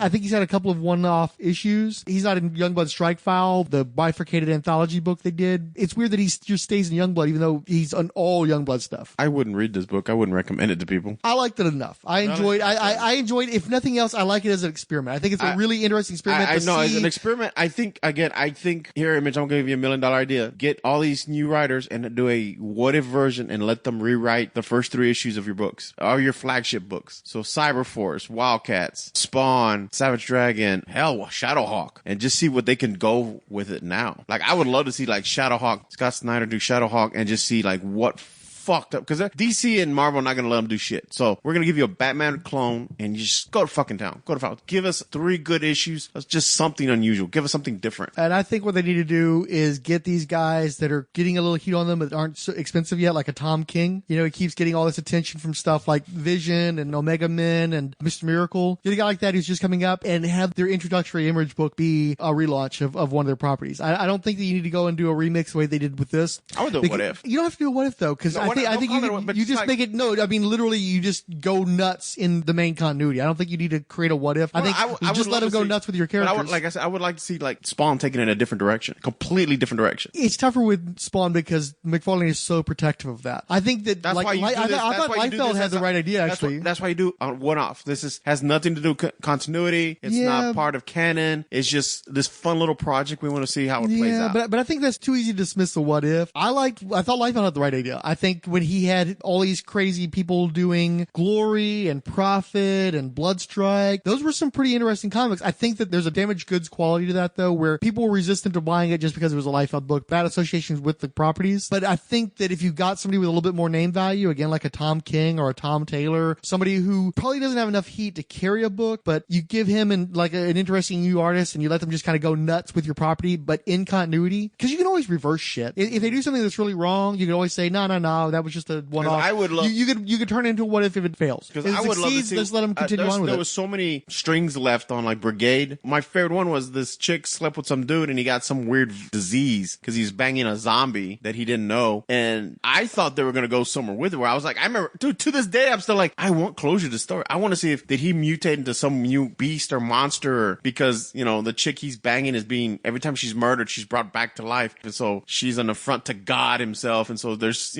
some kind of super syphilis or something really fucked up. And I thought it would be a cool concept, and none of that ever planned out. It would be kind of fun if they would do Images of Tomorrow and they'd have a number 1 on the cover, but the inside indicia would be like issue 15, 16, 17 to work up to the 25 that they promised us 20 years ago. Well, no, they did that shit. They did that shit because I remember going to your shop and I remember picking up an issue and it's I want to say Battalion and Sentinel battling their father, who turned out to be this like. Oh, you know what? Battalion was the dude from Stormwatch. Yeah. That's where you're coming from. Yeah. Now I remember. Yeah, that's who Battalion was. Because him and Sentinel were brothers, I think. No, because Battalion was a Jim Lee character. Well, they were related somehow because they're fighting father figures. They were brothers. No, but they're fighting. No, I know what it was. Both the characters were in Stormwatch. They were brothers fighting their father, but it wasn't Sentinel from Youngblood. It was a member of the core Stormwatch team, and then they had like a youth squad, and those two were brothers. Okay, I thought it was Sentinel. And I don't remember the two characters' names. One of them was Battalion, though. I remember thinking that was just revolutionary, where Image was like, we're on issue 12, but guess what? I'm giving you issue 30, and we're going to get here one day. Specifically it was 25, but yeah. Was it 25? They were all 25. Okay, so we're going to give you issue 25, and we're going to get here, and you're going to have to read to figure out how we get here. And I remember thinking, holy shit, that's so awesome. And I was super excited about them, and none of them panned out. I don't even think they went in that direction. I just totally forgot about those books and shit like that, dude. So, yeah, disappointing.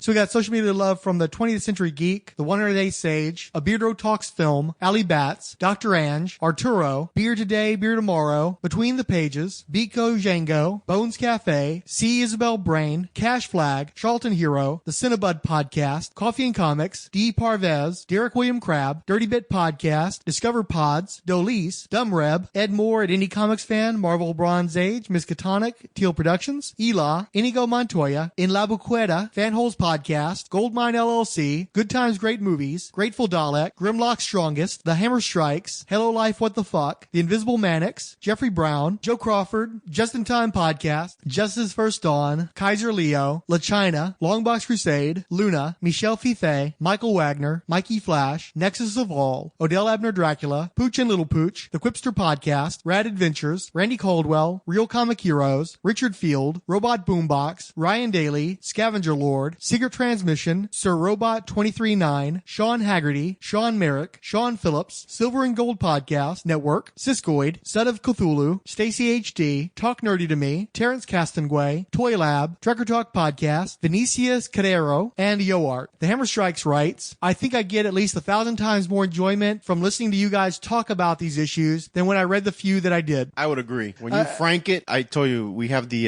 Mr. Peabody Sherman relationship where I'll sit here and go, gee, Mr. Peabody, tell me about Image. And you begin to frank. You slowly unzip it and just whip out that frankness and just go frank all over it. Well, and you, good sir, as my co-host, fix it by coming at it from new directions. And while we may not enjoy a specific issue of an Image comic or even particularly enjoy a series, we believe in the philosophy of Image Comics. We believe in creator-owned books. Yeah. And it's easier to have enthusiasm for work that's owned by the creators, that can go in any direction, that have had severe ups and downs, that weren't predicated on a corporate corporation and their profits, exploiting creators, exploiting talent, exploiting people from the ground up, really. So we're definitely more enthusiastic about these comics than we are about whatever random bullshit DC or Marvel are doing these days. So I think that well, I'm still a Marvel fanboy for life, but well, actually, you like a lot of DC stuff too, though. At least Batman stuff. Batman when he's street level. I don't like when he's all beating the shit out of Superman shit. That's just stupid. Yeah. But I have to say that definitely I've noticed, and I have to give Image a props that they've given the independent book that big boost where it's no longer like a Dark Horse or a Arctic or these really small press books that no one really picked up, or like if someone picked up, it was kind of like, I mean, I still remember when Evil Ernie came out or The Crow, where these books were just a cool concept, but it wasn't like you saw them everywhere. I mean, you couldn't find it just anywhere. Both The Crow and Evil Ernie became very, very valuable books because they were such small print runs. They were so hard to get. But Image gave you an idea that you could create, like I there's a lot of books that I read right now that I think owe their parentage to Image. Like they only can pull off what they're doing because Image said it's okay to do this and it's okay to do something completely different. Because I agree with you that Marvel and DC are very formulated with their books. They're not going to take any chances. Their books aren't going to get crazy, and they're not going to do anything unusual or different. They're still in the box. Or they go bad crazy too. Well, no, like, let's invent a Nazi Captain America and have him still hanging out at the end of the crossover. I'm enjoying that, but I like it. But again, I look at it as almost like a what if. Like I look at books in the terms of what if books. None of these books are ever like the definitive, this is Captain Marvel or Captain America or Thor or Hulk. I look at them all as they're just what if books, and I'm looking at Earth 1714C or some bullshit like that, and I can live with that. I'm fine with that. You're the one that's like, no, this is a definitive Cap. No, it's not. There's so many Caps and so many multiverses. So I'm like, I'm fine with it. It doesn't bother me. I just go for a good story. I enjoy it. I move on. DC hasn't done that in a while, so I don't even fuck with them. But you've turned me on to a lot of like just these small press books. Even Freiholz turned me on to like a lot of these different small press books where I've become huge fans of like Uber, and you got me reading Paper Girl. That's good though, huh? I like it. I'm like, dude. And that's Image, yeah. Yeah, and I gotta have to, You had no idea. Man at my points now, but it was actually a really good book. I enjoyed it. And you had no idea what you were getting into with Paper Girls until you started reading it, and it went. Yeah, I was like, I've only read 4 issues so far, so don't go too deep. Yeah, you haven't even finished the first trade yet? No, I started. I was like, man, this is actually really good. Like, I'm actually invested in stuff. I'm digging it. So stuff like that. So I appreciate. That's why I like talking about Image, because it's remembering who got us there. Because I don't think these books would have ever existed without Image. No, Dark Horse never had the standing power against Marvel, DC. And I'm trying to think of all these little small press companies that really they were niche books. I tend to disagree. I think that a lot of the big, because Dark Horse is a bigger company, and they had. But all they did was like movie books, Star Wars books, Alien books, Predator, Godzilla. That's all they were known for. I never read like something new or a different idea. It was always somebody else's intellectual property, another corporation's. You're the independent publisher that publishes somebody else's corporate property. Plus, you yourself are basically similar to those corporations, because again, I think Dark Horse gets a piece of, especially the media. But there was a box that they had to stay inside of. They can't get outside the box. Marvel and DC never get outside the box, and every once in a while they peek out the box and people freak out. But I mean, I've been reading more independent stuff. I've gone back and started rereading Glory. Oh yeah, dude, that's a really good book. Which version though? The Warrior Princess one, the real Wonder Woman. So the one they came out with fairly recently, where Liefeld allowed a bunch of creators to do like cool, extreme indie versions of his characters. Yeah, extreme characters. So I'm going back and reading that stuff and kind of like, yeah, this is good stuff. And here my thing is, I think a lot of us who are comic book fans, we get in from DC and Marvel, and to some degree it's like our religion. We all come up in the church of Superman, Batman, and the like. But as you get older, and as the companies, you have questions, but also the further they get from the crystalline image of what you think that character is in your mind, which is really just that generation's version of that character, the more you feel disassociated from your church, the more you become an apostate. And whereas I have a very rigid mindset about who Captain America should be in comics and what kind of stories you should tell with Captain America, I don't have that with Youngblood or Spawn or any of that, because the creators who own those characters are the ones who are deciding what's going to happen to them. So if they decide they're okay with a certain direction, I need to be, because that's their creation. I can't question the the mindset of the creator when the creator's still alive and directing their characters, where I could definitely question whether Jack Kirby would be comfortable with a Nazi Captain America. P.S. Fuck no, he wouldn't have been. So he's not. He's Hydra. So I can be in a comic book apostate of the DC Marvel school where I can enjoy the Image books for the stories, the individual stories, and if something doesn't fit my view of a particular character, if I'm not into a book, I just don't worry about it. That just doesn't happen for me because I didn't buy it and I didn't read it. Where I always have to be a little bit conscious of what's happening to the characters at DC Marvel because of that strong connection and because all that stuff is biblical to me. You know, it's canon to me. It's the religion to me. Where with Image, I have the freedom to just enjoy a story on its own terms and to also recognize that whatever they're doing has the blessing of the creator who owns that character, who runs that character. They want that to happen, so I can kind of let it go. If they go in a wildly divergent direction from where I'm comfortable, I just don't go along with it, you know, or I just accept it. It's like, look, this is what they want to do, so let me check this out and see if I like it. If I don't like it, I can drop it. I think also we're channeling a lot of the enthusiasm we have for the modern day comics, the modern day independent comics, back into the 90s material. Image has taken so much shit over the years for the degree to which they are to blame for a lot of the damage that came to the comic book medium because of the speculator market. Oh, yeah, I was about to say. Image definitely fueled that, but for some reason, I think they get they fucking stroked that fire. But you don't think? But Marvel didn't. DC didn't. Oh yeah, well they did the multiple fucking covers. They're all fucking guilty of that shit. But for some reason, Image is the one that always gets the lion's share of the blame. It's all Image's fault. They created the bubble. You mean all those fucking variant covers and gimmicks? But Image kept coming up with like issue number 1 of this book and issue number 1 of this book and issue number. So everybody was trying to get on the number 1 train. I don't think that's the problem. I think the problem was where was issue 2? Where's issue 3? But that's not the point. The point is, as much blame as Image gets for the landscape of the 90s, you have to give them credit for the landscape of today, because the books that are great today are great in part because of the opportunities that Image provides and because of the enthusiasm they provide. When I try to read a DC or Marvel book, especially knowing they have to go through the bureaucracy of the corporate structure, and that structure is even more supervised by the corporations that own them, Disney, Warner Brothers, everything's got to go in line with the synergy of what's going on in the TV show, what's going on in the movie, and it's just so stifling. You can read it. You can feel the lack of enthusiasm the creators have for working at Marvel and DC, where you have a much more unbridled enthusiasm at Image and other independent comics companies. Well, I disagree. I think if you're reading the main ship books of theirs, like there's Superman, Wonder Woman, Batman, Wolverine, X-Men, yes. But like I'm reading Thor, what's his name? Jason Aaron he's really fucking with Unworthy Thor. Like me and Fryho both read it. We're like, dude, that was a great book. Now granted, Thor is the least favorite of most cinematic Marvel fans that I've talked to. Like Marvel fans, period, I think.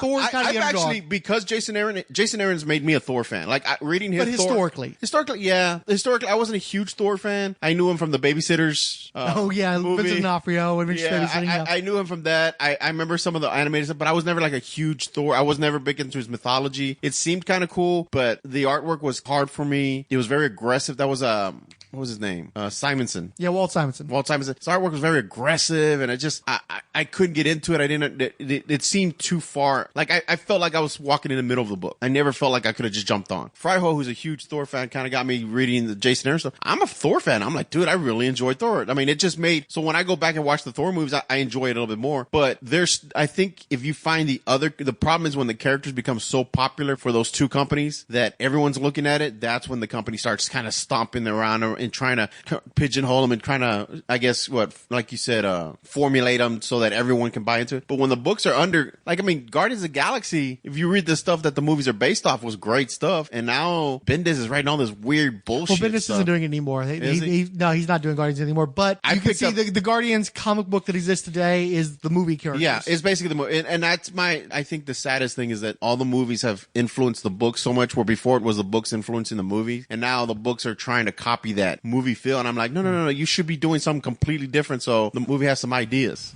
Thing number one is that the Guardians, one of the things that was cool about the Guardians of the Galaxy when they were first created for the comics is they were this disparate group of characters. They were from all different eras of Marvel. You had Bug from Micronauts in there at one point. You had all these cool characters from the whole of Marvel's cosmic storytelling. And for the last several years, ever since the movie came out, you have to have those set number of characters. And you may take one out at a time and then put somebody else like the Thing in there for a little bit. Iron Man might be in there for a little bit. bit, but you still have that same core team that you're kind of stuck with. It's like the Fantastic Four. Yeah, you're stuck with it. Yeah, the same characters over and over again, and the creators aren't really allowed to just go nuts with it, at least until the movies die off, and then maybe they'll give them some leeway. But in instances where they do go kind of crazy, like with Iron Man being Riri Williams, people have lost their goddamn minds about a teenage black girl being Iron Man, and they're having fights at retailer conferences about Marvel becoming all SJW, and you can't have all these women and blacks and the homos. Somebody actually said homos at a retailer summit recently. The homos. Oh my fucking God, this is where we're at. I mean, part of it's just America today, but it's like all right, get off your fucking soapbox. The point is it's very stifling, and Jason Aaron on Thor is the exception that proves the rule. You're always going to have like a Scott Snyder on Batman who's just totally living the dream, that kind of bullshit. I went and got the first book of the new Invincible Iron Man Ironheart because I want to read about what they're talking about. Yeah. I haven't read it yet, and we'll probably discuss it another time. It looks interesting. Yeah. But the point is, you may have that one book that Thor's really awesome. Yeah. Oh, yeah. But then there's all the other books that are just like strangled under the continuity they have to keep up. Trust me. I tried to pick up an X-Men book recently, and I'm like, what the fuck? What? Inhumans, gas in the air, killing? What?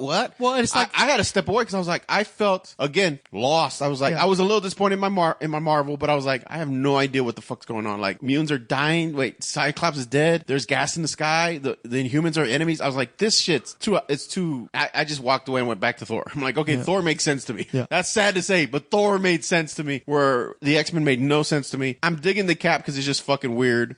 Just okay. But take Jason Aaron. He's got that one Marvel book that he's doing that you're talking about, and then most everything else he's doing is over at Image these days. Same goes for a lot of these creators. They'll have that one book where it's a passion project and it helps keep their names out there, and they've got the oxygen to light a fire at one of the big companies. But then the rest of their stuff they're doing for themselves because that's the place where they have the freedom to do that. But then it's the Kirkman effect. They all want that one book that's gonna and why set would them they? for life. Oh no, it makes sense. Well, the issue I had was I remember one time I was watching these interviews, this YouTube channel I like to watch, and they're interviewing creators. And as I'm watching, I realized that the creators were just doing pitches. They weren't even really talking about their books. It was a movie pitch. They spoke to 2 or 3 creators, and it felt like a movie pitch because they would literally say, "Oh, we designed these after certain actors," or you could. And I'm sitting there, I'm like, Mark Miller was bad about that. Who? Mark Miller. Really? Yeah, but you hate Mark Miller though. Yeah, but he's Mark Miller. It's actually pronounced Miller. But that's one thing that got him in trouble is he was basically pitching Hollywood so much, and he would he would try to push Eminem for Wanted. Dude, Halle he brought Berry, back Samuel L. Jackson. I mean, Samuel Jackson. I don't think he brought him back, but he definitely secured him a warm place in the Marvel Cinematic Universe. Well, not just that. Like Samuel L. Jackson now is one of the faces of the Mount Rushmore of acting, comic book, just pop Sam culture. Jackson was already up there, though. You think so? Yeah, absolutely. Pulp Fiction was like the last real. No, that man never stopped working. Everybody loves and respects Sam Jackson. It's not, but it doesn't hurt to have that place in the Marvel Cinematic Universe and to have that visibility. But they didn't bring him back from anything. He never left. Well, Sam Jackson is his own man. I guess they just elevated more. Not only that, well, not just that. You got to understand, Sam Jackson elevated Marvel too. Because remember, he gave it a cool factor. Without guys like, because think about it. As of Iron Man 1, the first cinematic movie that they did in their universe, at Marvel Studios, I should say, which I just watched not too long ago. Who's the bigger name when that movie comes out? Robert Downey Jr. or Samuel L. Jackson? In the first one? When the first movie came out, who's the bigger name of those 2 actors? Sam Jackson is the bigger name of those 2 actors. Robert Downey Jr. Well, no, I think people. No. Okay. Robert Downey Jr. was Robert Downey Jr. was doing. No. Okay. Robert Downey Jr. was on the decline. Samuel Jackson. Everybody thought he was going to. He wasn't on the decline. He had declined. Okay. Well, he was not bankable. He was on Ally McBeal, and they dropped him from Ally McBeal because he was having too many issues with the law and with drugs. The only reason why Marvel Studios took a chance on him to be Iron Man in the first place was because they needed somebody they could get that was charismatic and cheap. Yeah. And they could get him cheap. Everyone thought Samuel Jackson was going to walk up and say, "What's going on with these motherfuckers and motherfucker that and motherfucker this?" I don't know about everybody thinking all that. Well, it was just a cameo back then too. But he was definitely the bigger actor of those 2 when Iron Man came out. But he wasn't even in the movie that much. But he was the bigger actor. He was the guy who still. Sam Jackson was still fronting movies. Robert Downey Jr. was a straight-to-video dude.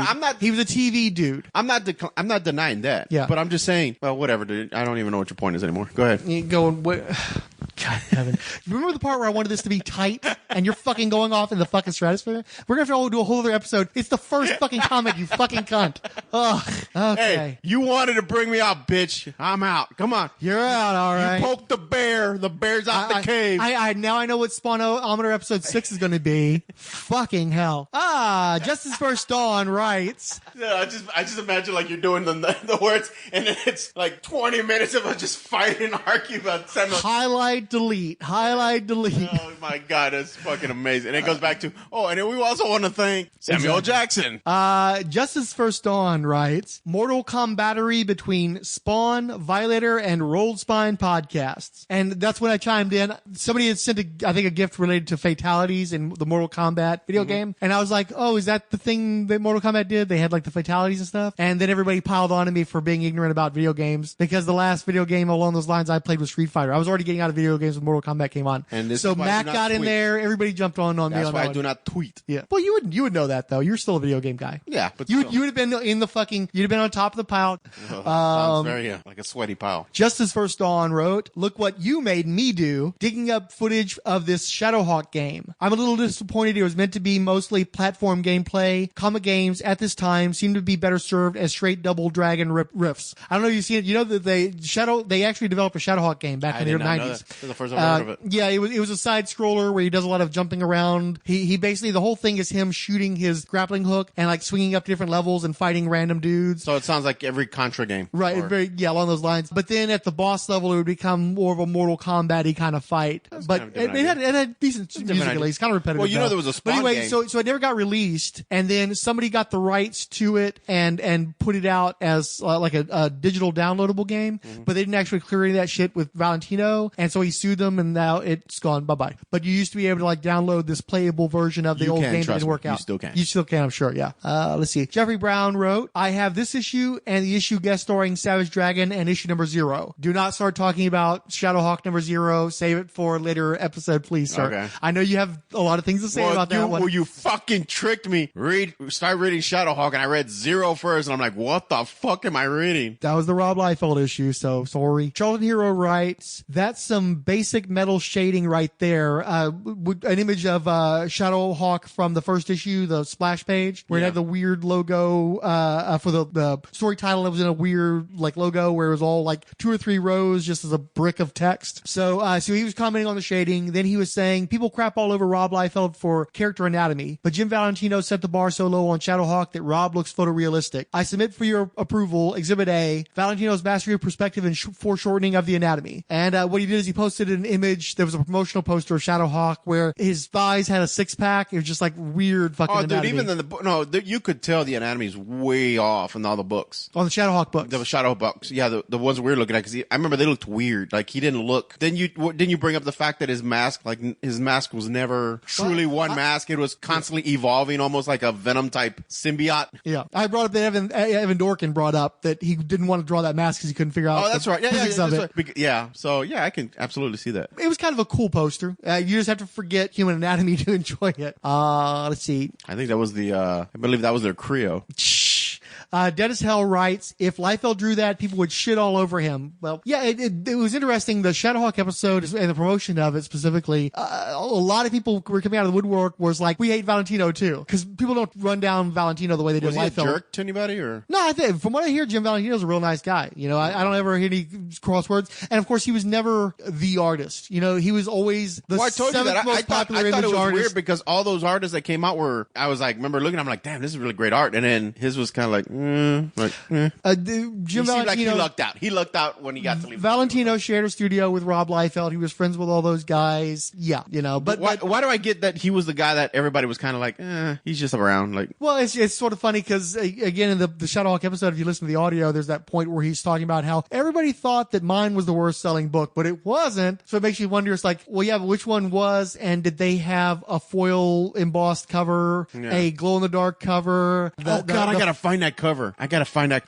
That's not me. What is that? It's the alarm. So we were supposed to stop by then, or what? A long time ago, obviously. Okay. So, but yeah, he did enhanced covers on 3 of the 4 issues, and the 4th issue had a guest appearance. So it's like, yeah, it's no wonder you probably sold a little bit better than these guys who were just selling their characters with a basic cover, because I think most of the Image books didn't have any kind of cover enhancements, right? It was just So, Son of Cthulhu wrote of the Shadowhawk poster. Is he part frog? Randy Caldwell wrote, I thought his art, Jim Valentino's art on Guardians of the Galaxy was fine, but I have not touched the few books I had since they were new. I have no Shadowhawk. Son of Cthulhu wrote of the title A Walking Nightmare, a nightmare reading. While Anthony Durso added the letter. Okay, basically he took the lettering. Did he think the lettering was a good idea? And he basically created a tower of text to write that statement, similar to the title A Nightmare Walking of the first issue of Shadowhawk. And no, that was a terrible idea. That's why nobody else does that. Finally, Michel Fiffe writes, another great episode, guys. I bought all these from the racks. Never read Guardians, but I was a huge What If fan. And it was only until recently that I discovered that Shadowhawk was a repurposed Black Hood pitch. What? Yeah, apparently Shadowhawk was a pitch for the Black Hood character from MLJ, Archie, Red Circle, Dark Circle, whatever they're calling it these days. You know the Black Hood, though, right? Like Ray Morrow used to draw him back in the day. Yeah. I did not know that myself. Also, the name was originally conceived for Starhawk's return, but editorial voted against it, which basically Starhawk and Guardians of the Galaxy went away for a little bit and he came back as the dark version of himself. So he was going to be Shadowhawk, and editorial poo-pooed that. So Jim Valentino repurposed the name. I just had that image of the rainbow above. It's going, and the more you learn. Well, and good job. I love when people do that.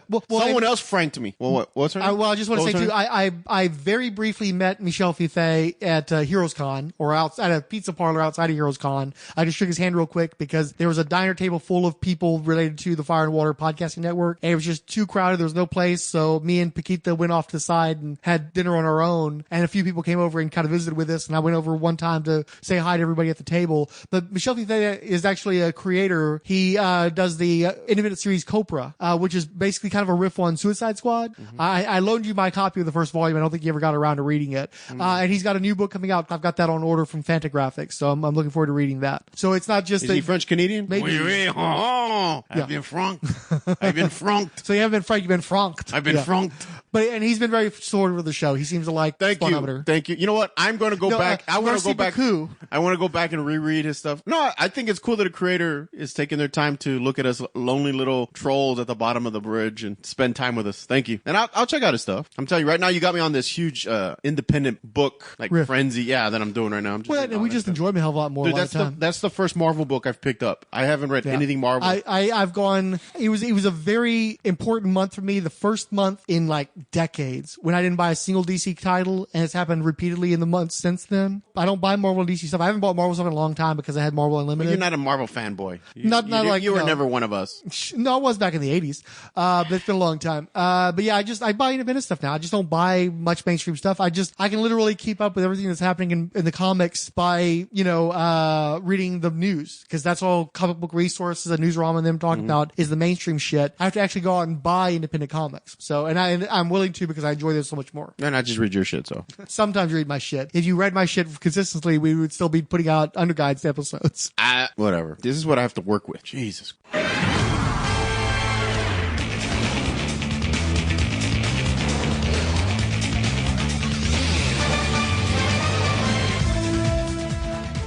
$229 different characters spanning the galaxies of the Legion of Superheroes, presented across 7 comic book issues. A new miniseries as part of the Who's Who podcast. To handle this many characters, the irredeemable Shag is bringing in a ringer, or maybe we should call them flight ringers. Who's Who in the Legion of Who's Who in the Legion of Who's Who in the Legion of Superheroes. The Legion of Superheroes. In the Legion of Superheroes. The Legion of Superbloggers team up to present Who's Who in the Legion of Superheroes, a 3-episode miniseries in 2017, part of the Who's Who podcast on the Fire and Water Podcast Network. Long live the Legion.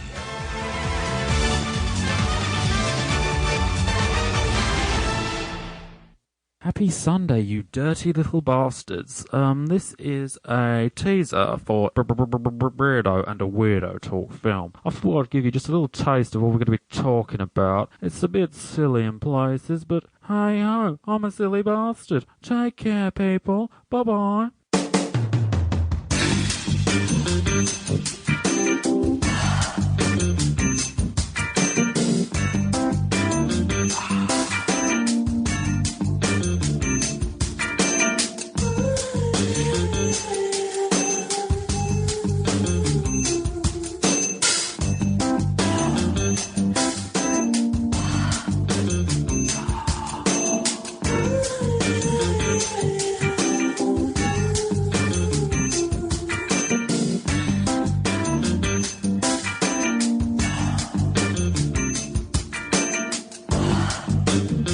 Greetings, fellow Earthlings. This is a Beardo and a Weirdo Talk film. I'm Matt Wright, and I'm joined by Joe Giddings, who's known for having the biggest hands in the Greater Essex area. Yeah, I've been doing well. Now, I've been sitting here for a little while thinking about ways in which I could make this look and sound professional, and then I realised that that isn't who I am. Do I look or sound professional? Look at me. I look fairly rugged. Well, no, of course, when I say rugged, I mean like vagrant-like. Not that I've got anything against vagrants. Shit sniffer! Shit sniffer! She's the one that does it and she loves it. Or space films. Spacey wacy. Sunny day on Mars. A warm sunny day. Sitting on the porch. Talking to Mama. So Mama's angry. Because she hasn't had any Mars potatoes today. And I'm unkempt, hairy, and I've got nice flowery curtains in my man cave. Watney? Mark Watney. What happens is... Who's knee? Watney? There's a massive... But anyway, he sort of... For want of a word, I'm a stupid person, especially when it comes to science. I don't understand water. I don't understand gravity. I don't understand chairs. But does he wank into a sock? Yeah. That sock would be like a freaking hockey stick by the time he'd finished. Space people... He wasn't headlining, was he? That's the point I'm making. He's the headliner here. What do you mean? He was Private Ryan. He appears in Saving Private Ryan. Doesn't he appear for like 5 minutes at the end? No, he's in here for a good half hour. It's about the South African volleyball team. Volleyball team, yeah, and apartheid and their battles, adversity against the bikinis they have to wear. He's on a shit sniffer. Shit sniffer. Because I'm going to start talking about all sorts of films. You see, because I like talking about films. I don't know if you noticed, but I like it. And I realised that I've tried to write scripts and that for what I'm going to say, but then I thought, what is the point of me doing that? I might as well just write a written piece. So I've got the thoughts up in my nugget, and the plan is I'm going to try and in some way make them somewhat coherent and perhaps even informative and even the tiniest little bit entertaining. But if not, I don't really care, because do I look like I care about the way of the world? I really do. It's all just a show. It's a show. I really care. I want people to talk about me and my beard. That's pretty much it, but I guess that's going to set us up potentially for another one. And there will.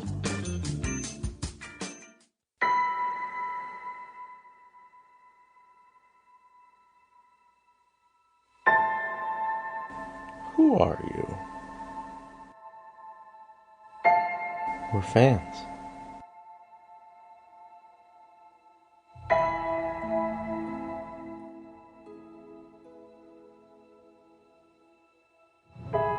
I was raised to love one thing, and I've got nothing to listen to.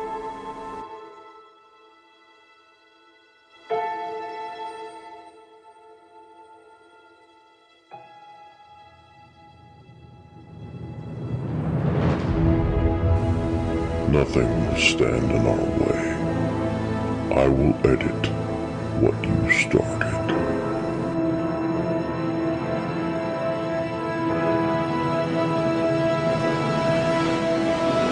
There were podcasts about what happened.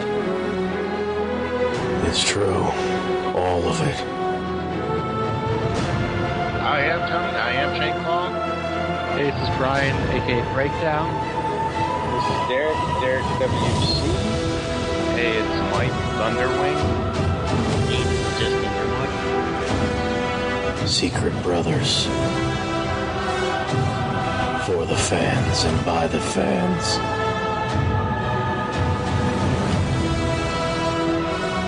They're real.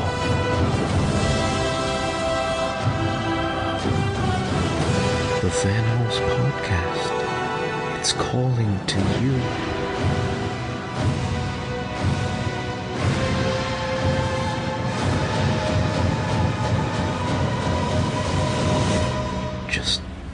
it in.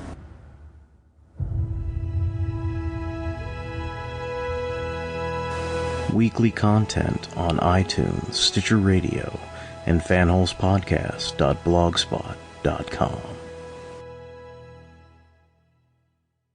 This has been a Roll Spine podcast. Spawn and all related characters and concepts are the copyright of Todd McFarlane. If you've got something to say, tell it to our email or webpage or feed locations. We may even read them one of these days. If you're in a rush, you can hit up Diablo Frank on his Twitter feed. I, Mr. Fix-It, don't tweet. This is a fan-produced, not-for-profit podcast. No copyright infringement is intended. Any use of copyrighted materials believed to be covered under fair use. If you don't agree, you can go straight to hell! I love you, but you drive me nuts sometimes. Right. We're in the middle of trying to synopsize the story, and now you're just fucking trailing it off again. Well, then you'll answer this at dinner. I'm going to answer right now, because I'm going to have to edit the living shit of this already. Okay. So, since we've already basically done the back end stuff, okay. So, you want to finish the synopsis now? Christ, we didn't finish? No, we've got through issue 1 of 4 chapters. So go ahead. Okay. I created a new character from when I beg. He likes getting frunked. I know he'd like that. Hashtag frunk. Oh, from when I beg, I like some poontang as I get frunked. Well, I'm saying poontang. I'm still Latino, man. But I'm from when I beg, and we frunk all day and frunk all night. Francophobic? I'm not kidding. It's francophobic. I think if you're a francophile, I guess you could be a francophobe as well. Francophobic. Oh, it sounds like what you doing time here for, yes, I'm francophobic. Okay. So, why don't you pick up with the synopsis where we left off? And cut and edit here. Okay. Come on, stay with me. We're almost done with this. I know you are, but stay with me. I knew we should have gotten this done earlier. No, dude, I've been up to 7. I'm exhausted. Okay, we're almost done. Okay. We're almost there. Okay. The stories are still terrible. It's still a terrible book. It's just terrible for reasons that different reasons that I thought it was going to be. But I'm still kind of jazzed about like the source material that they're stealing from, and I'm just kind of curious to see what they end up doing with this stuff that they're borrowing from. Please tell me it recorded. Yeah. No, that's about it. It's all very interesting.